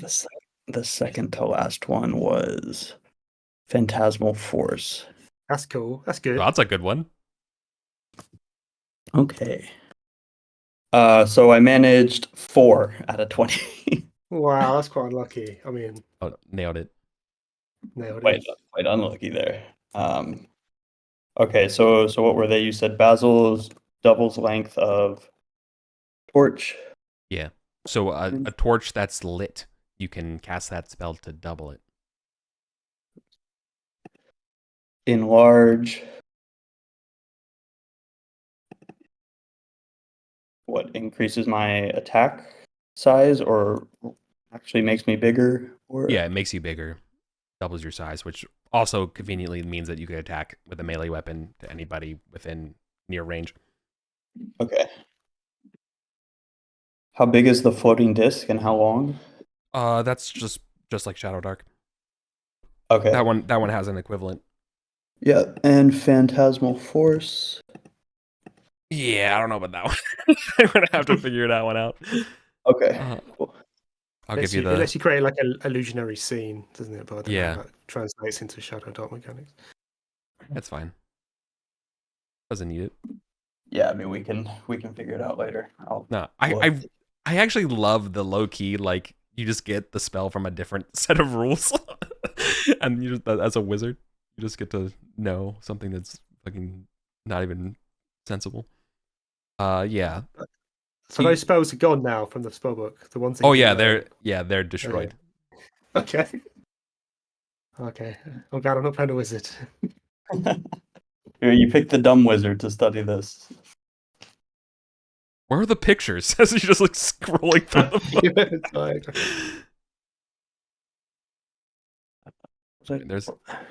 This is ripped right out of Osric, so I probably gotta, fix it, edit for clarity for a little bit, but yeah, very much so.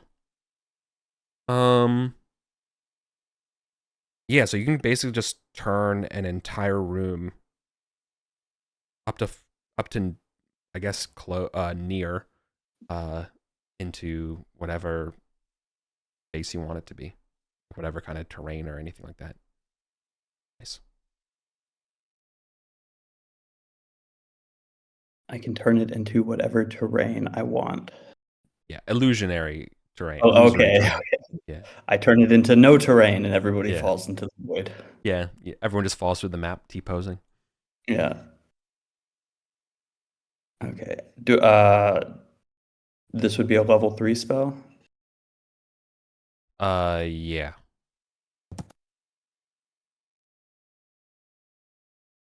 Okay. So I put level 3 room near becomes whatever terrain. Is there like a DC or anything? Oh yeah, to cast the spell is I guess it'd be 10 plus 3 the, rounds. or 11 plus or 10 plus the spell level, right? Oh Yeah, I guess but that's for every spell. Yeah. Casting time is 3 segments. Does that mean 3 rounds for this? No, segments is like a weird thing from Osric. Okay. And it's normal turn. How long does this last? That's the question I was trying to figure out. My guess here is that it doesn't require focus. It says saving throw, but I guess that would be for people to determine. If it's not, I can just keep this up. Yeah, I think this just persists. Cool. We can build a hideout in the tunnels to store some rations and sleep and stuff. Yeah. You got to maintain your concentration on the illusion, though. Oh, is that what it says somewhere? Does it? In the description, yeah. The caster must maintain his or her concentration upon the illusion, or it will evaporate. So it is focus. Nope. So there you go. It's focus. That's the wording I look for spells. Thank you for finding that. That's the wording I look for spells, whether or not it's focus or not. Floating desk is 10 rounds near. And 20 gear slots. Yeah, man. I've been playing role-playing games for a while, But I swear, man, those rats were the I have literally never heard of these things, and they are not in. He just casual the designer of Arden Vul just casually just throws out this monster in there. I look it up in the Osric spell, like I look it up in Shadowdark, I look it up in Osric, I'm looking it up on just like you're just googling the name of it. And I'm like, I don't, nope. So I did find a weird reference. So I was also doing my own little historical searching, figuring out what the hell this monster is and why isn't it in any of these books. But it's there. Basil's torch treatment is not a focus or anything. I'm guessing it just like enchants. Nope. The Yeah. Yep. Just makes it Cool. double the length. Enlarge is a focus. This is Yeah. not yeah. For how many rounds? The focus. Oh, just focus. Yeah. Yeah. Okay. And what level is that? Because it's not in the Shadowdark book. That's a good question. I'm wondering if that's a tier 1 or tier 2. It's normally like a second level spell, so let's say tier 2. Okay. No, it's a magic user 1 spell, so it's tier 1. Nozric, so I'll treat that as the same. Okay. Sorry. Oh. And just to make us all feel terrible, what does the pummeling fist of Araxor and the Bracteros effect do? Okay. The Bracteros effect. I mean, should I tell you because it got destroyed? It also affects light, is what I would say. But it gets to, yeah. Oh, this is more out of game, just curious, because... Oh, sure. No spells, yeah. Yeah. This actually allows your torch light to not be detected by monsters. Whoa. Damn. It's big. It's big. Yeah. Damn. Okay. Or at least for a certain radius, I should say. Yeah. That's the gist, right? Sorry you picked the dumb wizard. And what was the other one? The pummeling fists? The pummeling fists of Araxor. Yeah, I know, right? Man, I can't believe I makes failed 8 of those. Yeah. It makes an area, it makes a 20 by 20 cube, and then anyone in the area just starts getting punched in the face for 1d6 damage around. Amazing. Anything they're holding gets torn from their grasp and thrown. Yeah. Oh, that's super useful. Nice. Cool. Well, too bad I didn't learn those. Oh well. Just have to find them somewhere else. Yep. Yeah, I'm sure there's another dead wizard with all these spells. Yeah. Or it's like scrawled in the marginalia of some random book down here. Yeah. Great. Well, thanks for playing tonight, everyone. Sweet. Thank you. Yep, thanks for Thanks running. a lot.